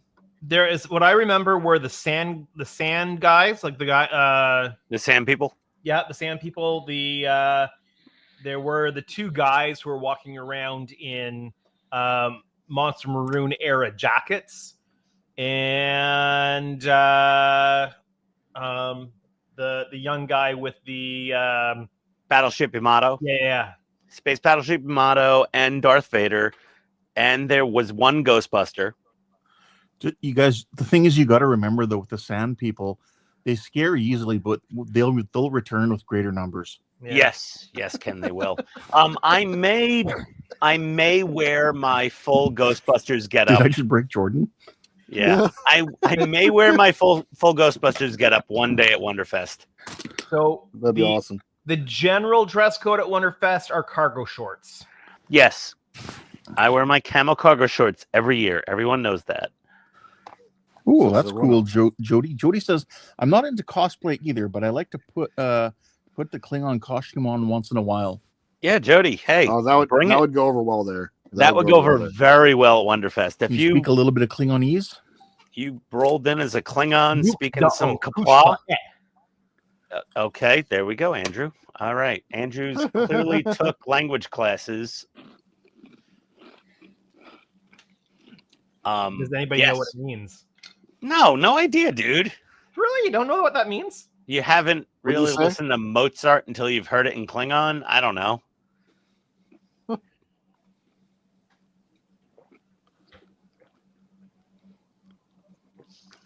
Shakespeare's better in the original Klingon? Something like that. Or give me a cheeseburger. I don't know what you said. Something you should be aware of. I got to take a dump? Is that what you said? No. Nukta kushpa et. Where's the washroom? Oh, yeah. I always got to take a dump. Oh, Jody has the Klingon dictionary. The reason people wear cargo pants is so they can carry around baby wipes in one of the pockets. Oh. Maybe That's why what I you like wear to them. believe. Well, that's why I wear them. One pocket for the wallet, one pocket for the baby wipes. And an extra stick of deodorant. A little bit of cologne, maybe, or some air freshener. But with any convention, people, please shower daily. Oh God, good God, yeah. Honestly, at Wonderfest, Ken, there were not too many wretchedly smelling people. I've been to some cons Ooh, nice. where it was very ripe. But Wonderfest, honestly, not so bad. Well, it's good. Yeah, well, I guess probably to do with that age. Yeah. Age group thing. And there's always somebody with the tism that's wandering around following people. Nothing smells as bad as an event with 600 junior highs in one building. Or no. furries. I've smelt worse. Yeah, you want to go to Dragon Con in Atlanta when the furries show up. That gets ripe, dude. Like in the summer, you go to a house, somebody's not answering, no one's seen this person for a month. It's hot days of summer. You go into the house and you can smell it as soon as you enter the house. And it's a smell that you'll never forget, and nothing else smells like it. Yeah, just like 9/11, but shittier. Yeah. I mean, 9/11 was a Bernie one, and what Ken's describing is a poopy, decaying body one. Well, they start melting through the floor. Yeah. And melting into the floor. And then you basically got to demolish the whole house because there's nothing you can do with it. Yeah, it's like, Ken, I'm rolling in the floor laughing. Yeah. Don't spit your coffee out. Don't spit your coffee. I used to smoke back then, and the good thing was breaking a cigarette in half, twisting the ends a little bit, and then putting one half up each nostril. Oh, yeah. Not just the filter, the actual cigarette. Yeah, while it's lit. No. No. Just inhale through the nostrils yeah. and breathe out through your mouth. You're good to go, and you get your nicotine at the same time. Yeah. Although normally you should carry Vicks Vapor Rub in your duty bag so that you could also just stick a big glob of that under your nose. Yeah, put it on the upper lip. You just put it on your big cop mustache. Did I have a big cop mustache? Yeah, smells like maple syrup and Vicks Vapor Rub on every Mountie. Oh, that reminds me. Do you guys in the States have maple Oreos? No, but Ken sent me some maple sandwich cookies that were utterly fantastic. It was the dare ones, the dares. It was a very delicate maple flavor, and it was very subtle and very smooth. And I tasted the maple, and I'm like, these are like vanilla Oreos, but mapley. And they were they're like a buck a bag. They're so good. Oh, what's everybody's Canadian chocolate of choice? Well, I mean, I love my Aero bars, but that's not just Canadian. That's like UK and Australia and Canada and everywhere. How about the caramel? Tony loves the caramel. Tony is absolutely hooked on those damn caramel bars. I got to bring back a case of those from the UK in November. The Mr. Big, I think it was the Mr. Bigs are good. Mr. Bigs were good. But Jordan, remind me in the UK to hit up a Sainsbury's or a Tesco. I got to get like a whole case of caramel bars for Tony. Do you guys have score bars? Yep. Okay. Scores? Yeah, it's the ghetto Heath bar. Yeah. It's kind of the cheap Heath bar. He's right. It's a little thinner, but might not be talking about the same bar. It's is it a toffee? Is it toffee? Crispy toffee? Yeah. We have those. The Heath bar is way better. Okay. I've never had a Heath bar. Oh, Heath bar is like a heavy duty score bar. Yeah, it's like thicker and has more chocolate on it. It will guarantee you crack a tooth, that damn Heath bar. They would make milkshakes at Friendly's with broken up Heath bar, which was if you've ever been to Dairy Queen and had a Blizzard, I've only ever had the Heath bar Blizzard. I've never had the Heath bar Blizzard at Dairy Queen. That's the one I was thinking of. I like the Smartie Blizzard. The Smartie Blizzard is one of my favorites. Ew, Smarties? Canadian Smarties. Real Smarties. What are they? Chocolate? Yeah. You sent some of those. Yeah, I remember. They were like in the package. Yeah, they were like bootleg Canadian M&Ms. But with better chocolate. No, they're better than M&Ms. Well, they have better chocolate inside. Here. So yeah. But in America, M&Ms are the king of candy-coated chocolate bits. Well, my favorite is Reese's Pieces. But that's not really chocolate. That's some coagulated, chemical-infused peanut butter concoction.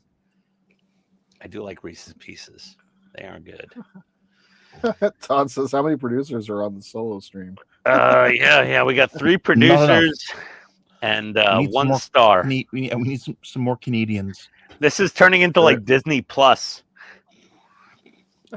3 out of 4 of us have Canadian passports. All Chiefs and no Indians.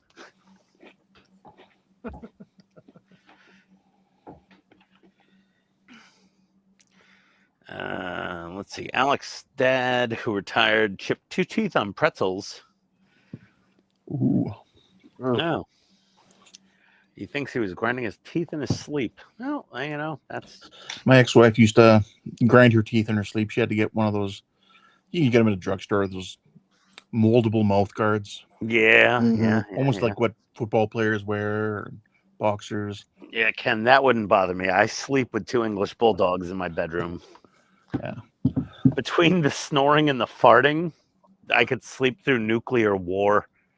See, I've got a CPAP, so that helps with the sleep and the snoring. I've heard varying stories about the CPAP device. Because the CPAP is like constantly just pushing air into you, and you have to like consciously like breathe out and force your way out with your outward breath. No, you don't. You just breathe normally. Well, so my dad never complained about it, but my new father-in-law, he hates the CPAP, and I'm just like, okay, I don't know, whatever. Just remember, if you get one, this is a story I heard from people in the States. I've never seen this happen in Canada, but where you're getting it covered or whatever by insurance, and then they go and they pull the memory card out to see how much you've been using it, and some of these people don't, they used it once or twice, and that was it. If you're not using it, they won't pay for it. They'll send you a bill. Yes, that was a story I heard also. Todd lost an entire molar to a Slim Jim.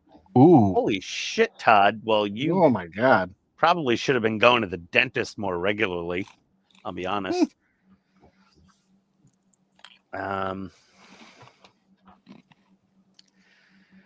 What? The only Slim Jim I'm familiar with is the thing that they used to use to open car doors. Yeah, did I walk into Ian's eating all the W's from the M&M factory? Oh. I don't even like, I don't even eat M&Ms. Howard chipped the tooth on a kettle chip. Ooh. Ouch. That must have been well done.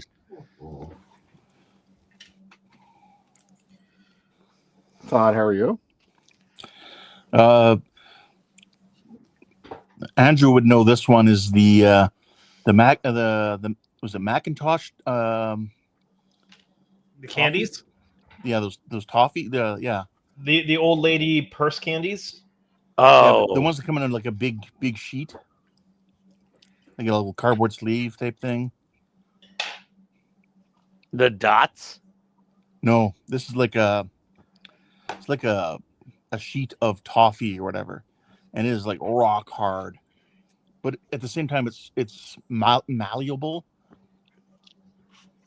Weird. When I grew up, I had the old Jewish man at the temple with the barcode on his arm from the concentration camp, with the peppermints that were in his pocket since 1954, and the plastic. You'd like try to open it, and like there'd be plastic all over the candy, like stuck to it permanently. You had to eat it to be polite. I was like, oh, Dad, please don't make me eat this thing from Cy Rosenberg. That's the one, Jody, the one with the tartan on it. Oh.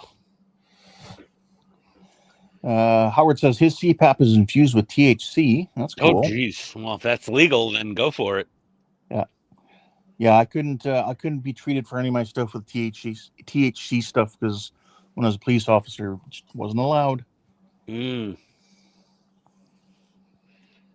Todd had a bone chip in his tooth, apparently. Nope. No, the Slim Jim did. Oh, yeah. But the Slim Jim broke it in half. Well, Todd was here for a moment. Now he's gone. It was, yeah.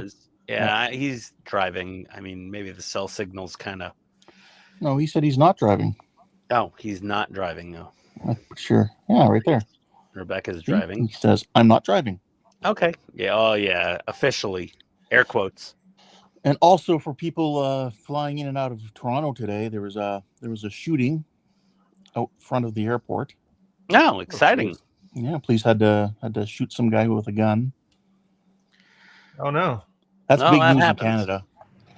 Was he trying to turn a Delta plane back over? No, they were at the departures gate or whatever, and there was some sort of big argument going on with a bunch of people. So a couple police came over. I think security came first, and then the police, and then the one guy kind of separated himself from it, and he pulled a gun on police. Who Jumped has a in the gun vehicle. at an airport in Canada? Well, exactly. Yeah, it sounds like Atlanta. So the officers there had to. I think there was 3 officers there at the time, and 2 of them shot him to death. As opposed to shooting him to life. Well, He got shot to life. Well, if somebody has a gun in Canada, you know they're not meaning to be nice about it. So, Mm-hmm. Well, that's like that might have been a suicide by cop moment there. That's what I thought too. Yeah, that happens a lot. People just want to end it, but they don't want to. They're too cowardly to do it themselves, I guess, or something. Yep. So they Yeah. do suicide by cop. Yeah, and then it's on the cops' conscience and PTSD for the rest of their lives that they had to take somebody's life. It's not cool. I mean, think about it happens with a lot of professions. I feel worse for the cop in that scenario, honestly. Oh yeah. Yeah. Sure. This guy's got to continue on with his job or go on disability. Yeah. He just started his shift. Yeah. Yeah, because with a police officer, really, you need to have the mentality of no matter what, I'm going home at the end of my shift. Yeah. Mm-hmm. This is the mentality you have to have. Yeah. Yeah. I'm 100% support the blue. So 100%. But yeah, that's crazy. For Canada, it sounds like something that would happen in like Orlando on Spirit Airlines. yeah, no, this was just at the gate or whatever, or not at the gate. It was Check-in. They were showing it looked like it was on the road coming off, leaving the airport area. So I don't know if I got in the car then and started driving or what. I have to go back now and watch more of the story. It was just developing, and then I haven't gone back to see anymore. Yeah. Jordan, were you supposed to paint that photo etch first? Oh, okay, good. All right. Yep. Just checking. No, I was like, I've made yep, that thank you. mistake. Personally, I've screwed that up. So, yeah, no, I appreciate that. I got that painted last time. I went ahead and just installed the other half of the transporter emitter and then got the clear diffusion part back behind. Yeah. Now, what I'm trying to do is take a look. How to fit it. And, well, I'm leaving it on the spur right now, but these panels here up front and then in the back are the overhead lighting. Okay. So I'm trying to kind of like, it doesn't, nowhere in the instructions does it kind of give you a like, well, it is green strawberry. what are you going to do? Yeah, no, I know. And so what my thought is finding some more of this acetate sheet. Their photo etch is so paper thin. This stuff is a little thicker than their usual. Oh, okay. Yeah, because just a little bit, not like. Don't super mention thick, their name to Paul from Paragraphics at Wonderfest because he gets I won't. kind of triggered. The I wouldn't. Paragraphics photo etch we got for the Reliant that we're building there, that's So some nice. thick photo etch. That's Yeah, some it's good, so nice. good heavy duty photo etch. Yeah, the But Paragraphics. it works for that. Oh yeah, it's nice photo etch. Whereas if you're doing like an aircraft or something like that, you usually want like thin. Speaking Yeah, of aircraft, actually not necessarily aircraft, but one thing I'd like to see would like Donnie might know, or he might be able to look is if someone's doing 3D printable models of the fighters from Star Trek, like the last season of DS9. Oh, the Paragon fighters. Yeah. Mm. Not that they're the sexiest thing out there, but it's a Federation ship. Howard's pulled out a bunch of fillings with taffy. Now he has no teeth. Okay. Oh God. He's had so many shots of lidocaine in his mouth and amalgam. He's totally numb. There you go. I've done that. I've done the same thing once, Howard. I pulled a filling out with some sort of sticky like candy or something I was eating around Christmas one year. Yeah. Let's see. Howard said, I told Buck if I had to lose the farm, I might as well be shot because I would be miserable. Fair enough. I mean, that's your livelihood. Donnie likes probably the where you thinner grew up. photo etch. Donnie likes the thinner photo etch. So I don't like. Once again, I don't mind the thinner photo etch. I really don't. It really depends on the use. Like if it's a chiller grill on a Katinga type model, it's really thin. Like it's so delicate. Like you want it to stay flat, and if you sneeze on it the wrong way, it like crinkles. Right. Yeah, it's a sad story there, Dash, Howard, about the police officer getting hit by a lady who had a heart attack while he had a semi pulled over. That's horrible. Oof. Yeah. Yeah. No. Yeah. Traffic stops are highly dangerous. Yep. That's normally why you'll see the police car pull out a little bit further than you've pulled over. Yeah. Nose out. So that way they've got a pocket. They've created a pocket for themselves. Yeah, the cop cars nose out into the roadway a little, right? Yeah. Ken? And then sometimes too, some officers will go to the passenger side. Well, and tow truck operators are at huge risk as well. Yes. Yes. Anytime I'd be at a scene and we had the tow truck guys there, there'd be times they're like, "Oh no, I'm going." Like everything else is done, and they're like, "Oh, I'm all good now. I'm just gonna load up the vehicle and get going. You guys can go." And I always say, "No, you know what? I'm gonna stay here until you get it loaded up." Like if I had nothing else really pressing, I'd always wait. Yeah, Ken, you were on the highways in Canada, and I'm sure you'd see random bits of like tractor trailer tires in the road and on the shoulder, right? You see them occasionally. Not in the area I was in so much. In the U.S., U.S., the number one.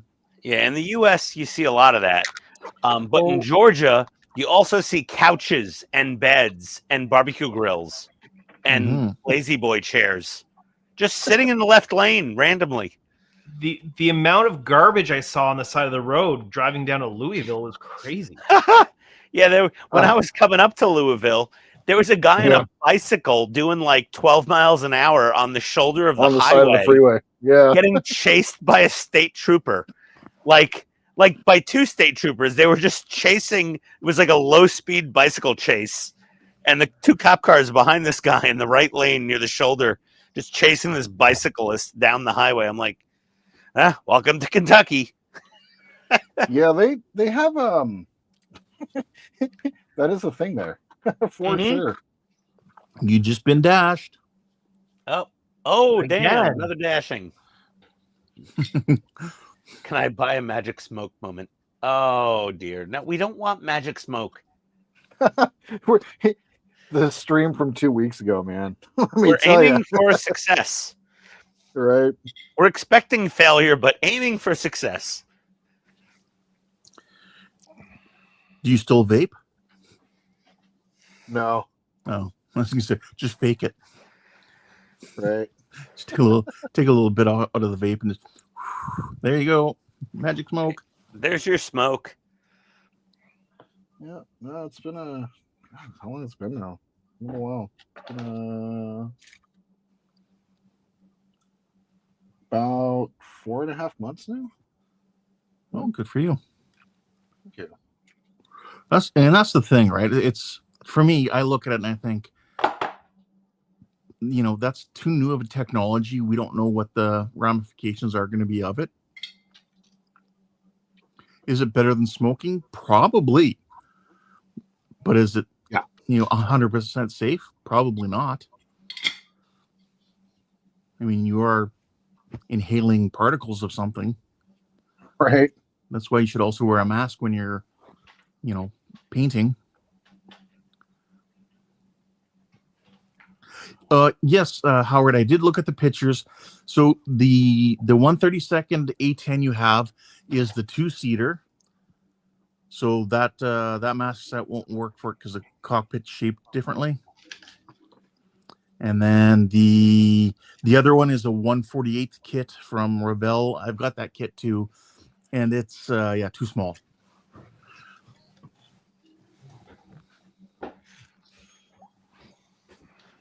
Well, Jordan wasn't vaping nicotine. No, it was marijuana. Yeah. So, like, good thing you quit that before going to the UK for a week. Mm-hmm. Yeah. Seriously. You're still getting pulled aside for secondary screening at customs. Right. So what I'm doing, seriously, God. I slide right through, and Tony gets pulled over every time.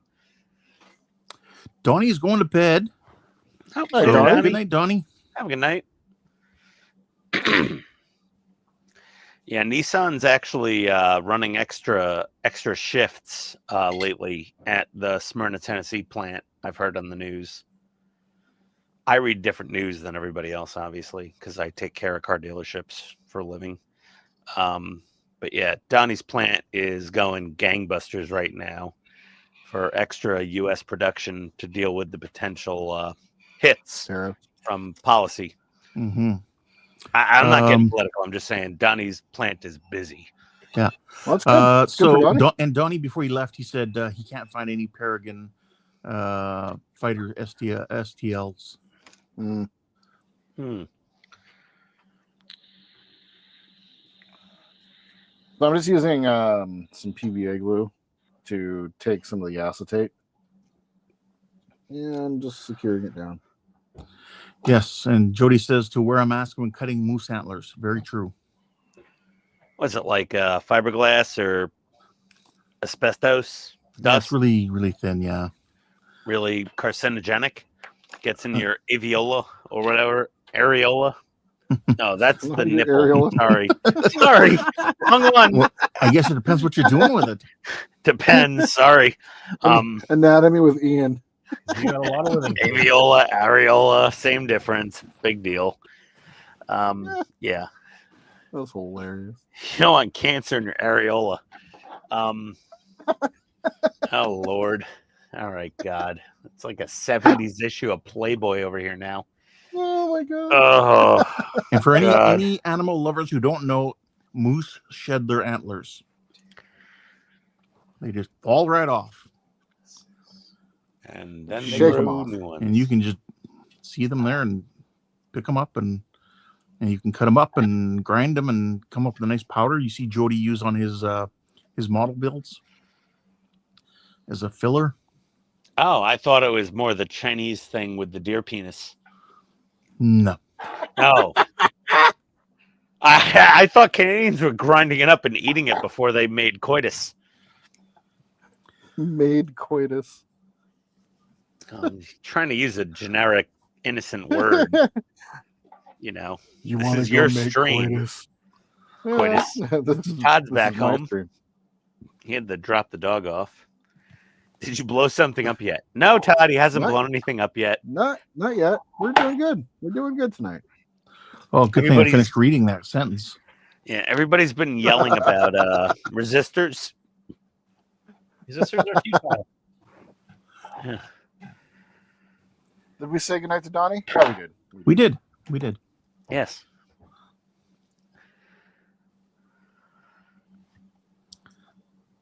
What the hell, Ian? I don't know, Howard. Todd's back from dropping the dogs off.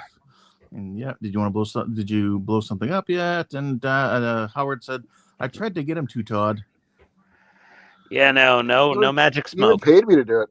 Yeah, no. He sent an extra $20 super chat just for him to smoke an LED. But we're advising him otherwise. Ah. Yeah, if she's smoking out of her lower region, watch out. Yep. Oh God. Howard has some deer antlers. No, you need the dried Chinese deer dingle. Pizzle. What do they call pizzle? Right, pizzle. Yes. Pizzle stick. Yep. Yeah, pizzle. So we give our dogs. We give them bull pizzles. My dogs love pig's ears.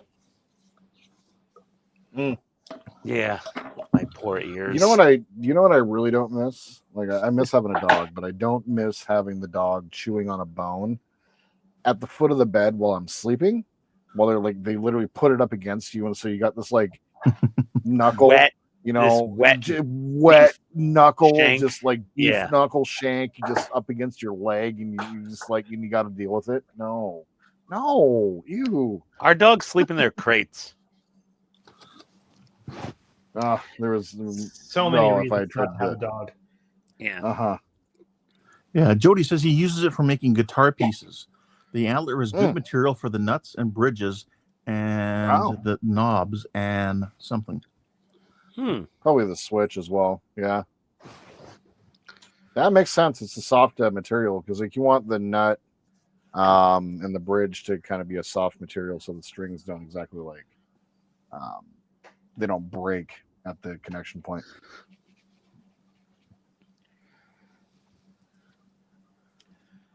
So what I'm gonna do so I got the acetate sitting over there, the film's sitting in those little spots now. After that dries, I'm going to take a piece of paper and just put it down over the top of each one of those to diffuse down the light. Looks like you got a little streak of glue on there. What's that? When you were showing us, it looked like you had a little bit of a streak of some glue on there, maybe. I do. Yeah. Oh, it's fine. Q-tip. Yep. Q-tip with some water. I'm breaking in a pit stain hat right now to wear on my own head. But then again, no one's really going to be able to see the roof in there. Well, and that's kind of my thought, but I do it just in case, like, OCD. it does react. Yep, and that's exactly it. Where's my little cup? There it is. Well, that's what I do with like my models. Is like, well, it's got an engine in this tank, and you can't actually see it when it's all sealed up. But yeah, I'll paint it up anyway and I'm gonna make it build look really anyway. nice. Yeah. I paid for it, so I'm gonna build it. Yes. It's my model, and I'll build it now. That's right. JG Wentworth. 877 cash now. There you go. We see those commercials here too when you're watching Okay. American TV. God. Man. Yeah. Yeah, 'cause a lot of our channels are, the American channels as well. I have a structured settlement, but I need cash now. Do you have a structured annuity, that's meant Yeah. to be there for, like, you have an annuity that's supposed to pay you out for the rest of your life because you were permanently injured, and this is supposed to take care of you every single month? But Do you want to buy a cash that out Porsche now? 11? Why would Now? you want to cash that out now? We'll give you 1/4 of what it's worth, and you'll be That's broke next year. That's right. That's like, consider a chip home mortgage plan. Oh my God, the reverse mortgage. What was it? Do you guys have the 1-800 Cars for Kids out there on the East Coast, Ian? 800 cars for kids. 1-800 cars for kids. It's a little Yeah. bit different here. It's 1877 cars. for Seven. kids. Yeah. Okay. Yeah. It's 877. Sorry. Yes. Yeah, Yeah, and that's it's those right. kids Yep. playing 877 playing cars music. for kids. Donate your Yeah. car today. Yeah. Yes. Donate Oh your my car God. today. Yeah. That's totally a thing. I would mute those commercials. Like every time they came on in my car, I would mute them. I would get Oh my God. infuriated. Well, I cannot- don't- 1877 cars for kids. KARS cars for kids. Oh, Andrew's got it all. 7 cars for kids. Donate Your car today. today. Yeah. The See, note so yeah, Andrew, he clearly, works Yeah, for it plays church. over he and can over on sing. our. It plays over and over on our on our CTV news channel. Oh my God, Oh, that's man. so annoying. I hated that. And they I look so heard- bad trying to play those instruments. Like not even close. Oh yeah. They're not Yeah, even no. trying to make it look real. It's The like a drummer's bunch not of even actually Jewish hitting the kids drums. at a bar mitzvah playing inflatable saxophones and guitars. It's like a joke. Okay. Oh, well, Andrew, you've never been to a bar mitzvah with inflatable instruments and a DJ, obviously. Nope. Nope. It's a special event in Long Island, New York. That thing costs more than a wedding to have a bar mitzvah out there. It's like $100,000 bar mitzvah. Hilarious. Yeah, but you definitely get inflatable instruments. So Howard says, so if Jordan sends me his Star Trek badge, I can put it on my hat that I might get from a stain. Oh, there you go. Hey, Jordan, did you ever send me that? I didn't send you the new one. I need to send you the new one. Yours got lost with all the other crap that got lost. Hold on one sec. Yeah, no. Oops. Right. Just got the hats in today, so I'll start shipping those next week. I know Howard bought a hat, so Howard's getting. This is a nice hat, Howard. This is the same as the other YouTuber hats, like Cletus McFarland and Demolition Ranch, and same exact type of hat. Pacific Headwear 104C Pro model. I don't know who those YouTubers are. Neither do Oh, I. they're gun tubers, And that's why. and Cletus is a car tuber. So he does he owns a drag strip and a circle track in Florida, and he puts a turbo on everything.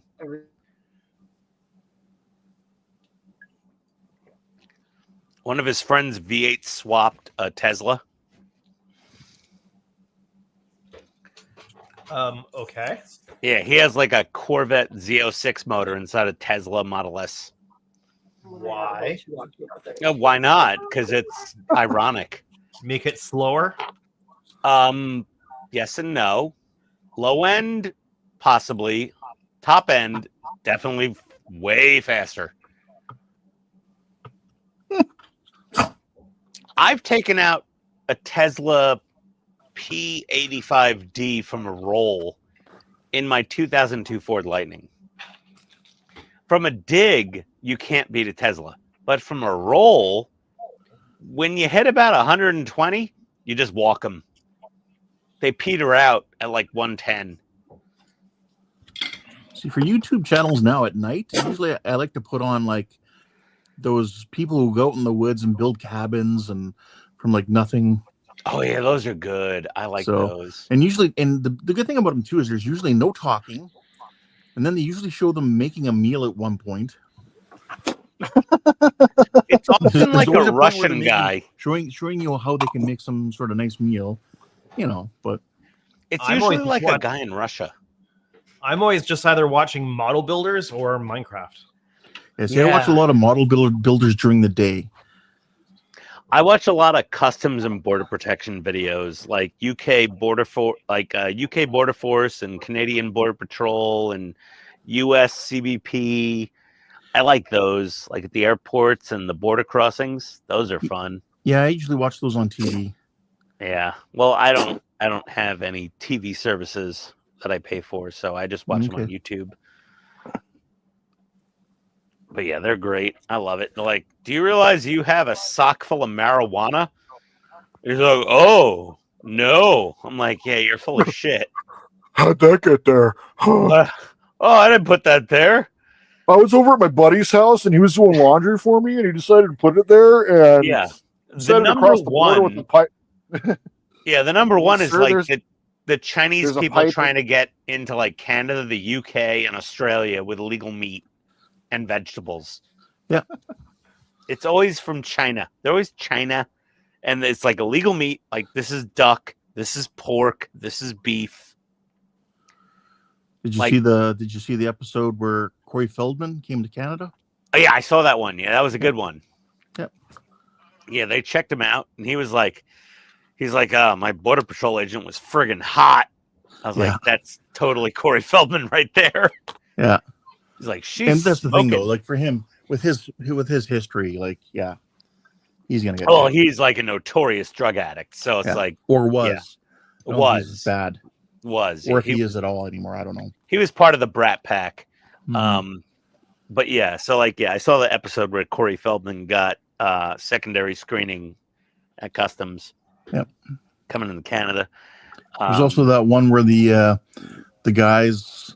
The guy had all this money for the film company that was shooting in Canada. Oh, yep. I saw that one. Yeah, that was a good one. They let him go. Like, well, yeah, but like normally they just say $10,000 you have to declare. They yeah, don't care if you have more than $10,000. Just say I have more than $10,000. yeah. So Like, they can track the money, make sure it's not crime related. yeah. That So like, one was easy for them. They're like, yeah, it's a payroll for a movie company. So yeah, like if when we fly into the UK, I have a pile of like pit stain T-shirts and stickers and buttons and keychains and hats, and I have this thing that I bought for Wayne. They'll be like, "How much crap are you bringing in gifts?" And I'll be like, "I don't know, about 390 USD." I'll be honest. I'm like, "Yeah," and they'll be like, "Oh, what's all this?" I'm like, "This is for my buddy." And they'll be like, "Oh, where are you staying? Where are you going? Who are you coming with?" I'm like, I have all those answers. These people are so illegitimate on all these videos. I'm like, you're so lying. That was so on point. You're so full of shit. Oh my God, Kat's a giggler. Yeah. I can't imagine Kat and Rebecca together because they're both gigglers. About to find out tomorrow. It's going to be like the Bellagio Vegas fountains of giggling between the two of them. Oh my God, what is she doing to you? She's putting her vape in my ear. Oh, Lord. Yeah. oh, Ew. Yeah. she's trying to chloroform you. He is Here, trying to smell chloroform this. me Does with- it smell like chloroform? Here, you haven't smoked a cigarette in 5 years. Smell this. Hey, Jordan, if you want like 1,000 more subs on your channel in like a month, just have Kat show off the cleavage in the background holding a machine gun. Yeah. Seriously. Yeah, you'll be all set. It works for the YouTubers. It does. Yeah, it does. It really does. Not my demographic, though. Fat electrician. I mean, he's got the market cornered. Thanks, Howard. Howard says, like he was talking about what he likes to watch. Bucks videos, that kind of stuff. And then he says, I'm not safe for work. yeah, and he said, the other ones I'm going to binge watch are Jordan and Ken's. Nice. Thank So, you. Yeah. I thanks. appreciate that, man. There you go. And then the Trek Kids when Jody has his out. Who pressed the giggle button? Yeah. Don says, well, at least she isn't crop dusting you. Yeah, don't. I shouldn't have said that too loud because she will.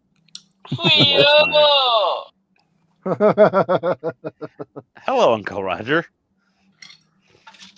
Oh, okay.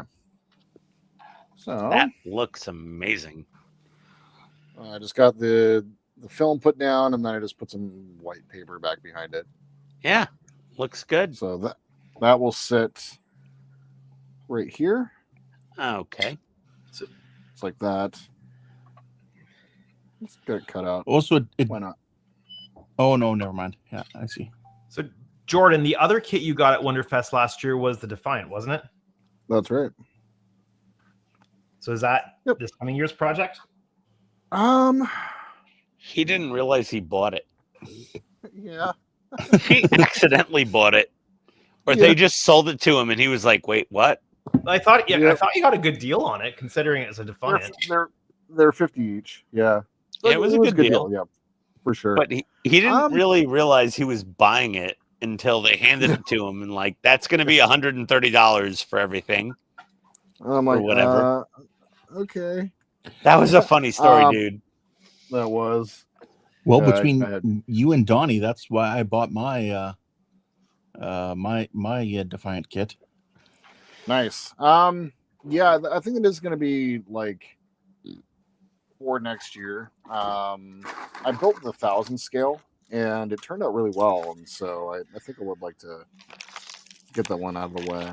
I want to build that. I do want to build the Voyager first. I either want to build the 677 Revell Voyager or the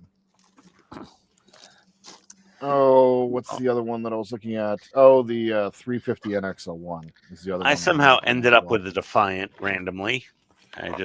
So Jordan, do you have Mhm. the Voyager already, or would you need to get I it? do. I do Okay. have the Voyager already. Yep. Is it the is it one of the proper Revell ones, or is it the original monogram release? It's the Revell. Okay. Well, it's not the Yep. Bandai. Oh, the Bandai. You know those expensive those Bandai ones are. Did you see the video where Will built one? Oh, No, he did. Yeah. Oh my god. I think he like.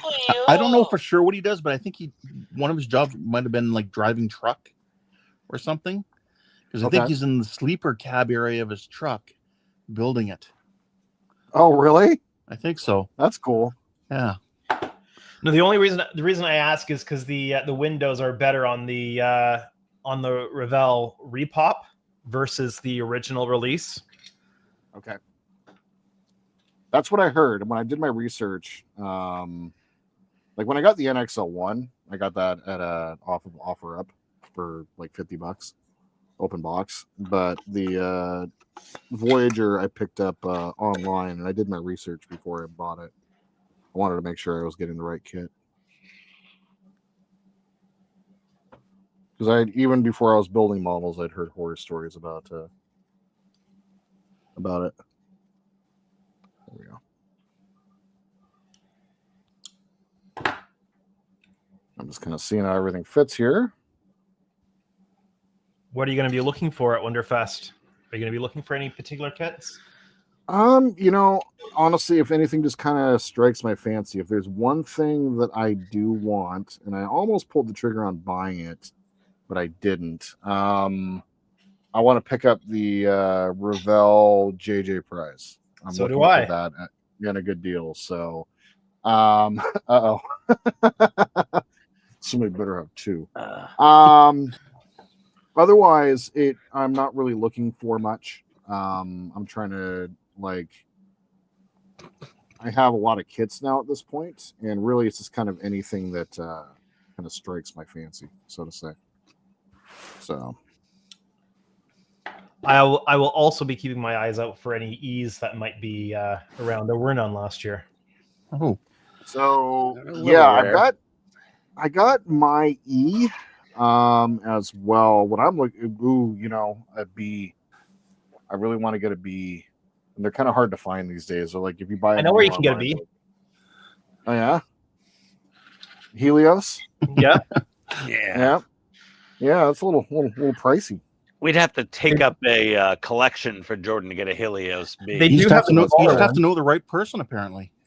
Apparently. Let's see. So Howard said he likes the Defiant, but got so many models. I was just testing how high he wants his bench, 37 to 38. That's a damn good question, actually. Let me measure my bench. I like my bench. It's higher than average in the shop here. My bench is 38, Howard. And I think that's a fantastic height. I don't know if you're sitting in a elevated, like drafting stool chair. But yeah, if you have like a drafting chair, not a regular office chair, drafting chair, 38 is perfect because your arms are nice and level on Nice. the bench. Oh, Jordan. Jesus. My bench is 94 centimeters. What the frig? Hold on. Let me get out the Makita tape measure and figure out what the hell he's talking about. 94. Yeah, mine's 96. So yeah, pretty close. Good height. So what did Jordan do? I missed it because I was measuring my... Yeah, I was measuring my bench. I was lifting up to show the little kit inside, and it all fell out the back and wound up back there. Split out like it was a You dump truck. launched it? Oh, God. Right. So there's what the roof looks like. Yeah, Put in place. it's quite nice. That turned out really good, actually. Yeah, that looks great. Yeah. Wow. Yeah, looks good. Okay. Do they have an option? Because like earlier episodes with the Runabout, they didn't have the transporters there, did they? They just had a standing console thing, didn't they? I think they had the transporters that just looked different. Oh, okay. Yeah, I think they Yeah. look different. Yeah. So I thought there was some sort of standing console there behind the two pilots sitting. Jody asked if anyone watched Mistake Man's Voyager build. He's going above and beyond. I saw his. I made sure to bookmark to watch for later. I saw that he just dropped a video. So Yeah, Howard. I like 38 inches for height, but I have the chair, and also at 38 inches, you could fit a rolling tool chest under your bench easily. So yeah, that's quite nice. Jody said he's done all the little interiors and added the studio accurate details. Nice. I don't know if I would want to build Voyager until I knew I could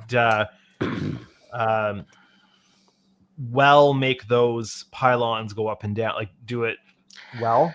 Some people have done it and it hasn't been great. Yeah.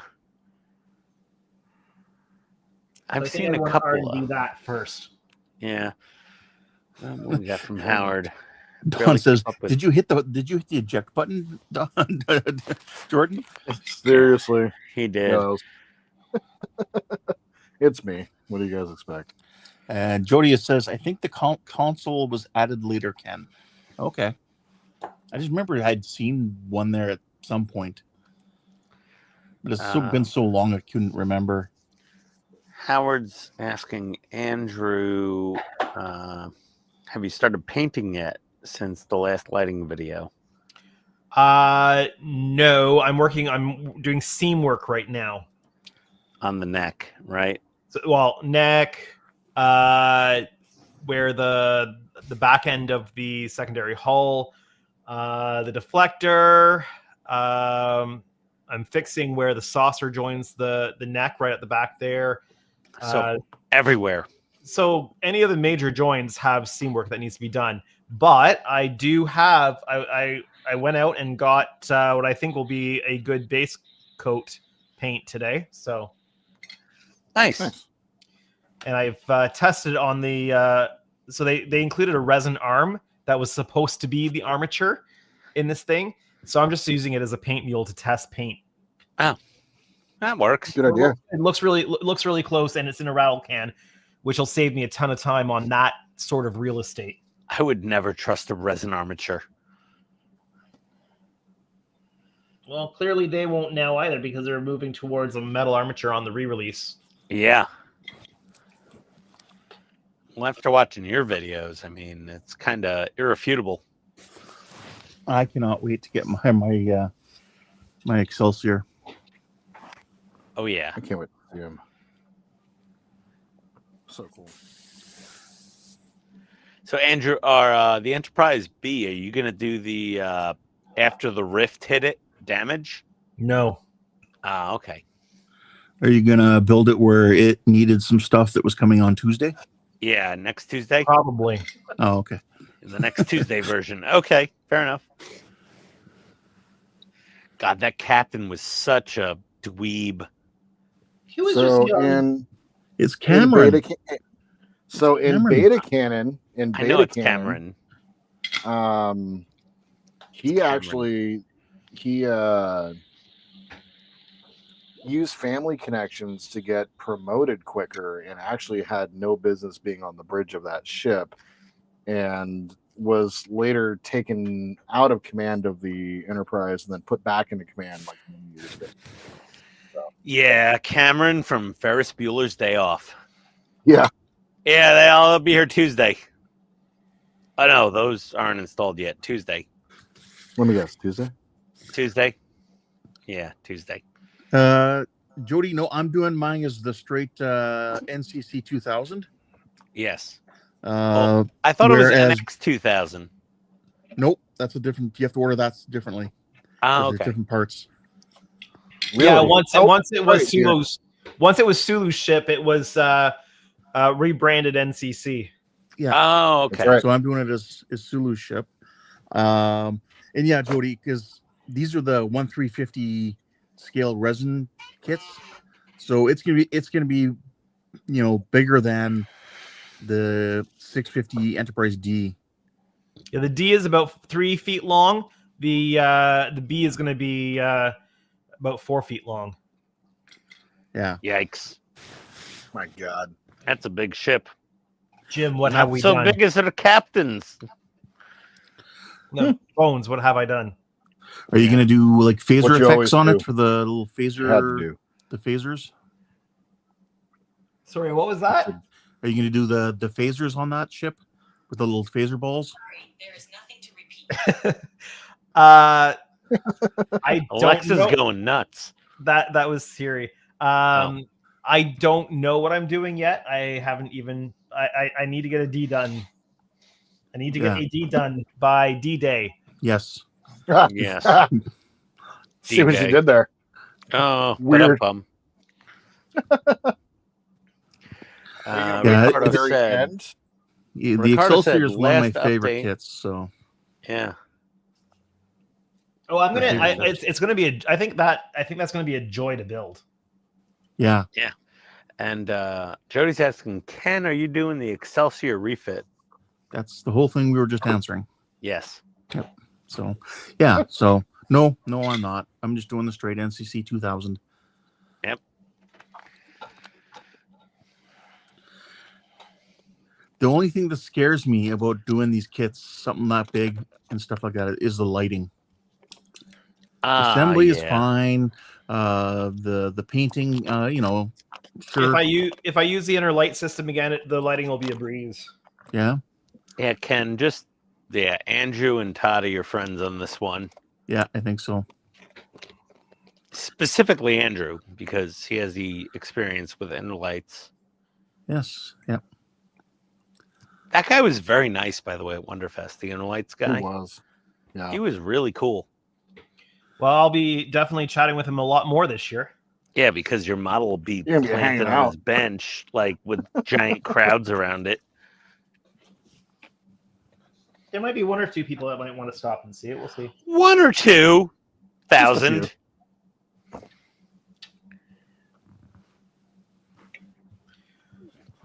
I'll take. You have to have a second cop and just go to the inner lights booth. Like, come on, people, keep moving. Open an aisle. Let people through. I'll take a model part to work on in case nobody wants to talk to me. We'll need a fire marshal there. Tell people Yeah. to keep moving. You're causing a fire hazard. Right.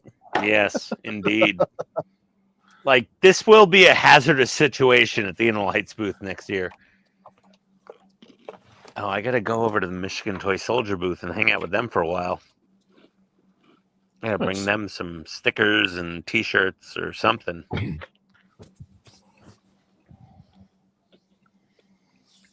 I'm considering getting a table for next year Okay. Really? to put the B on. Oh, nice. That'd be fun. And if I could, I'd probably try to get it right next to the inner lighting booth. Nice. Yeah. Just tell Inner Lights to book it, and you'll pay for it. Well, I might just try to see if they'll let me book it there at the show. Yeah, it's easier to book 2 tables than 2 separate people to book 2 tables together, I think.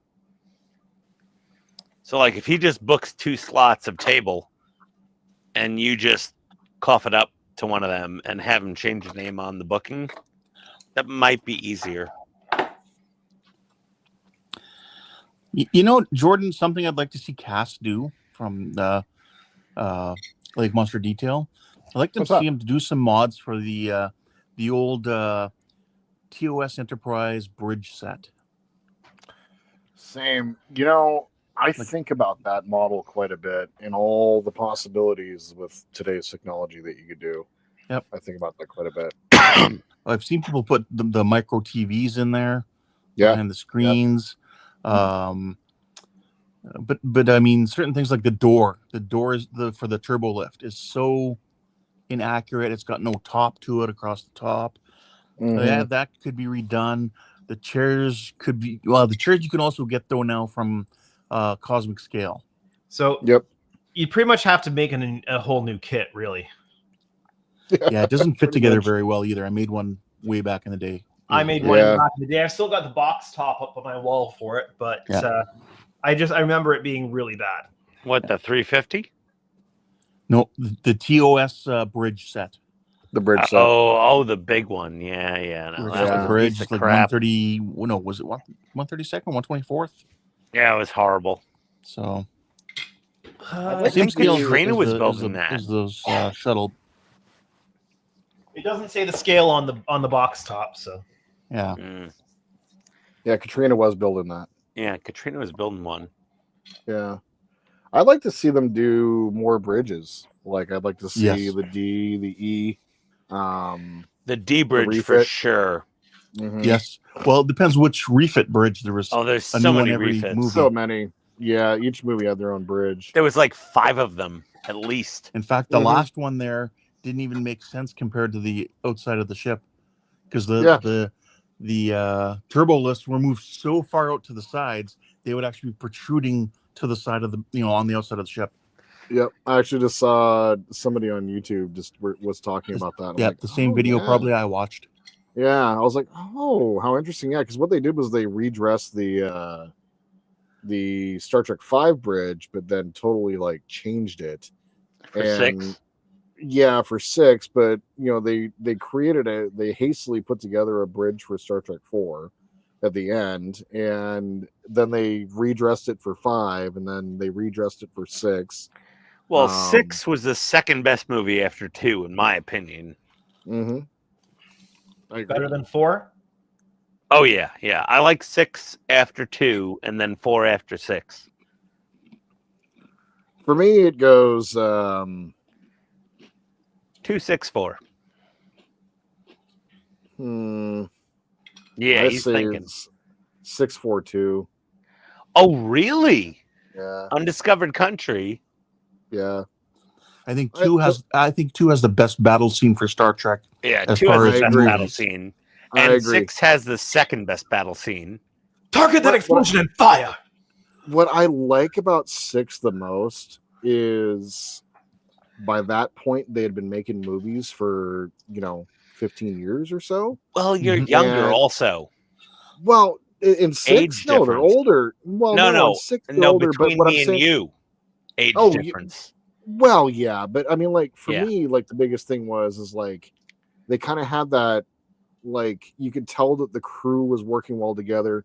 Star Trek as an entity had been running full steam now for 4 or 5 years with the Next Yeah. Generation and everything.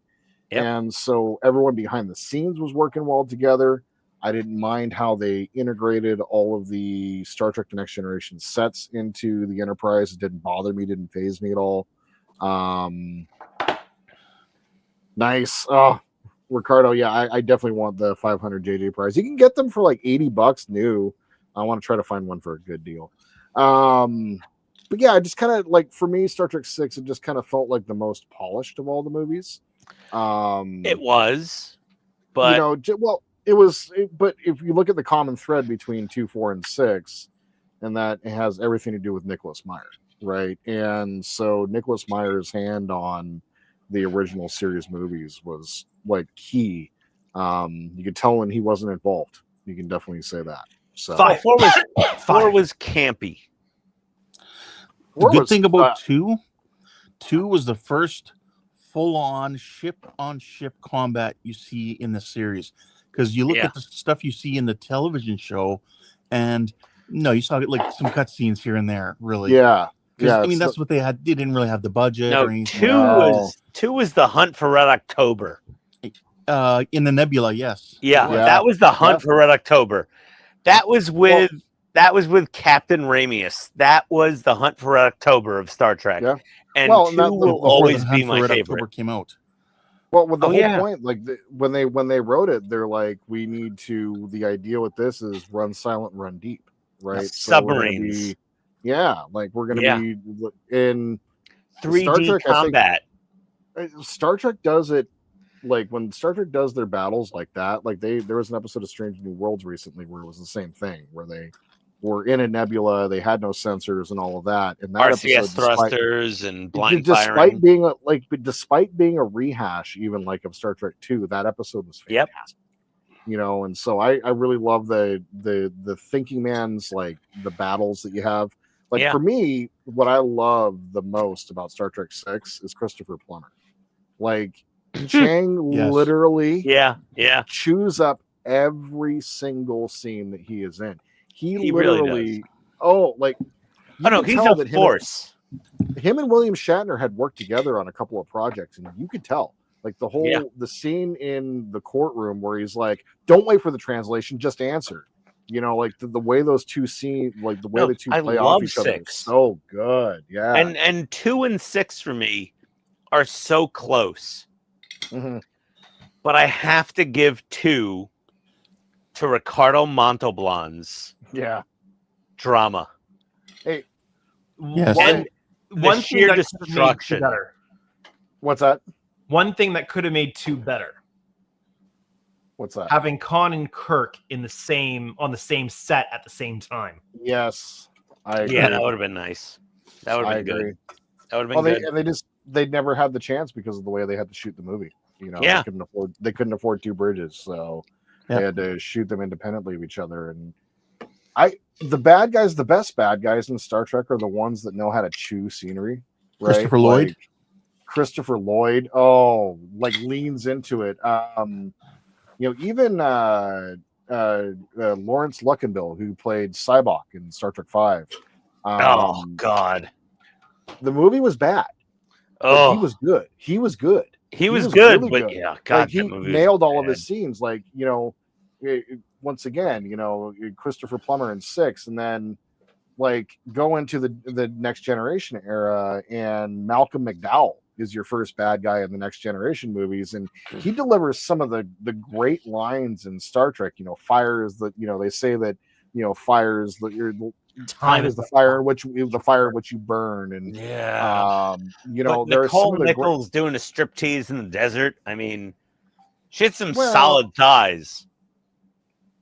but she hated Solid that thighs. scene. She She did- hated that scene. She hated that I scene. know she hated it, but Yeah, it's William that was Shatner at his about best.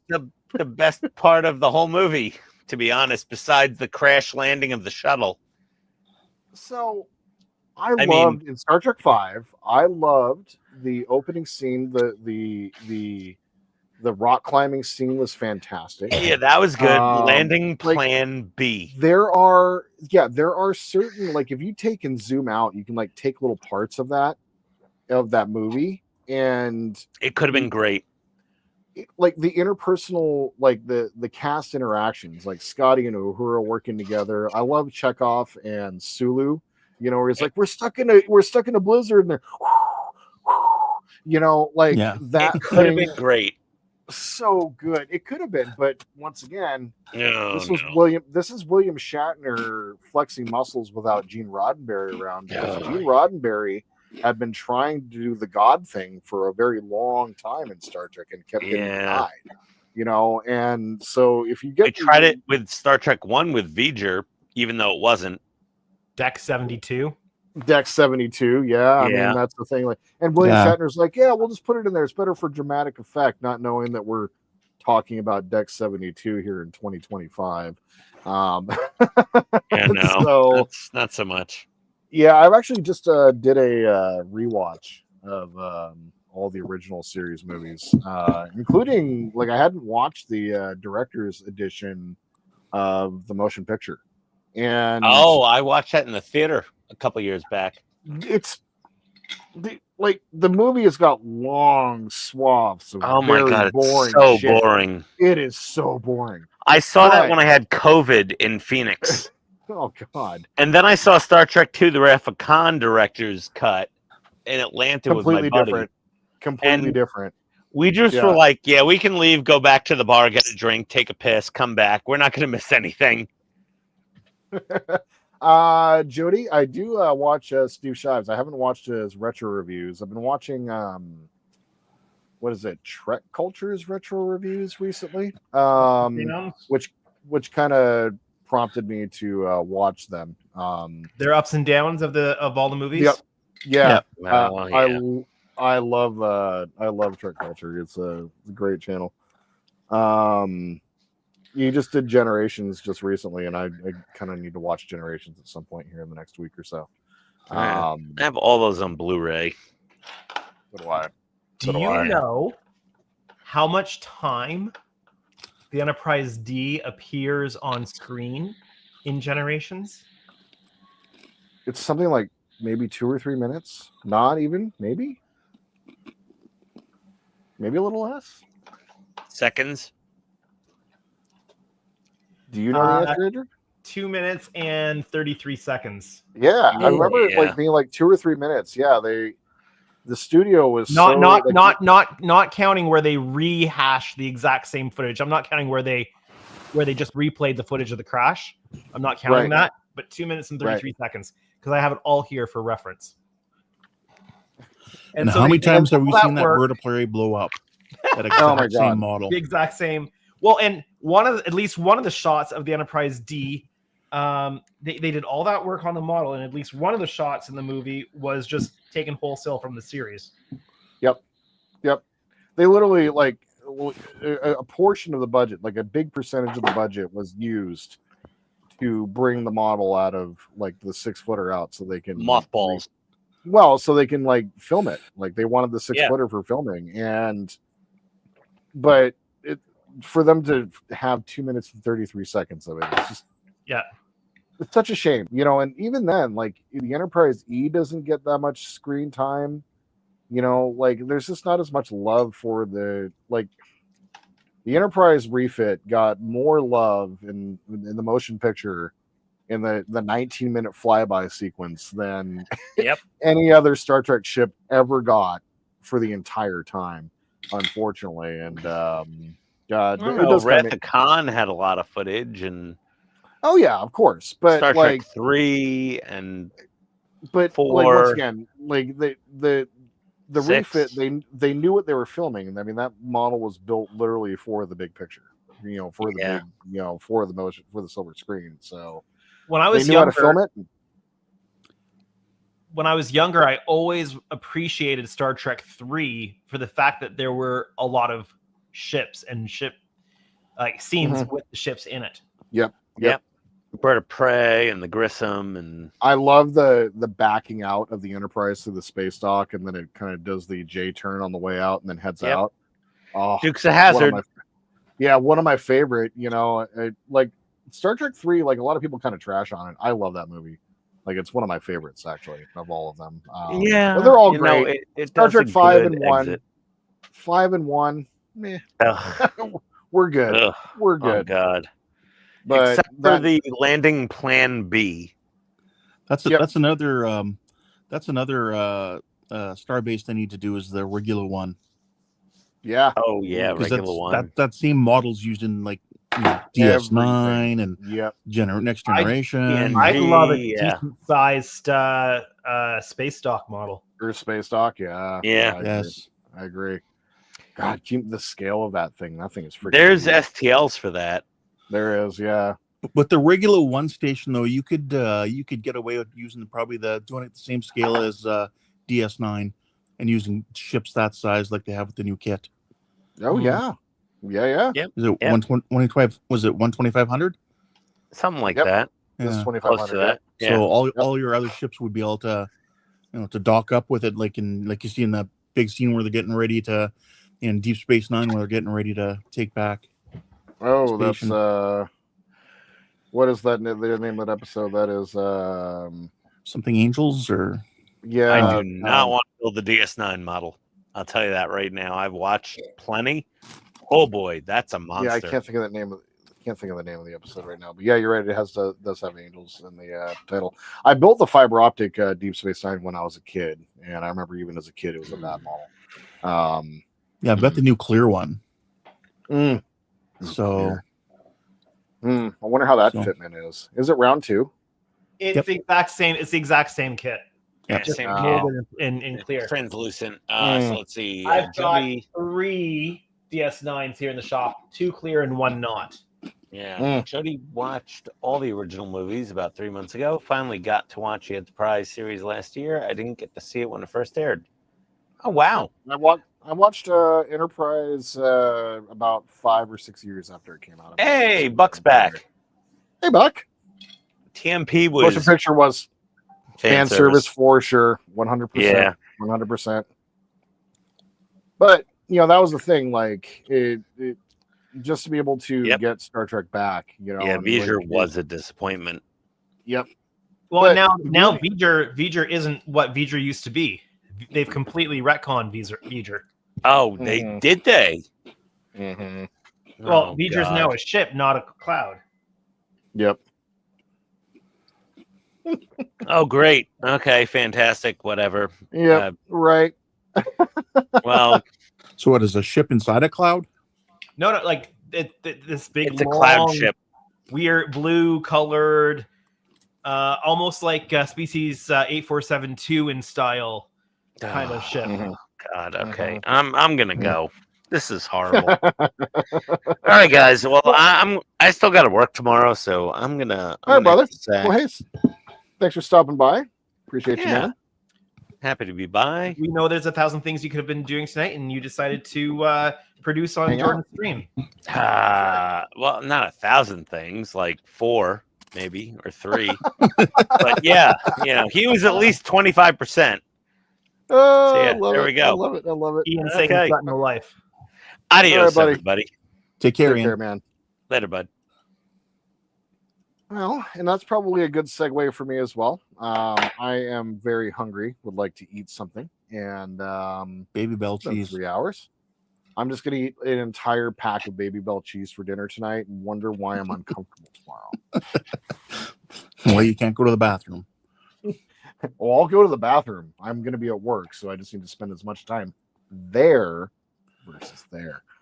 Well, that's why you should always poop at work, because it's like you're getting paid to poop and the toilet paper's free.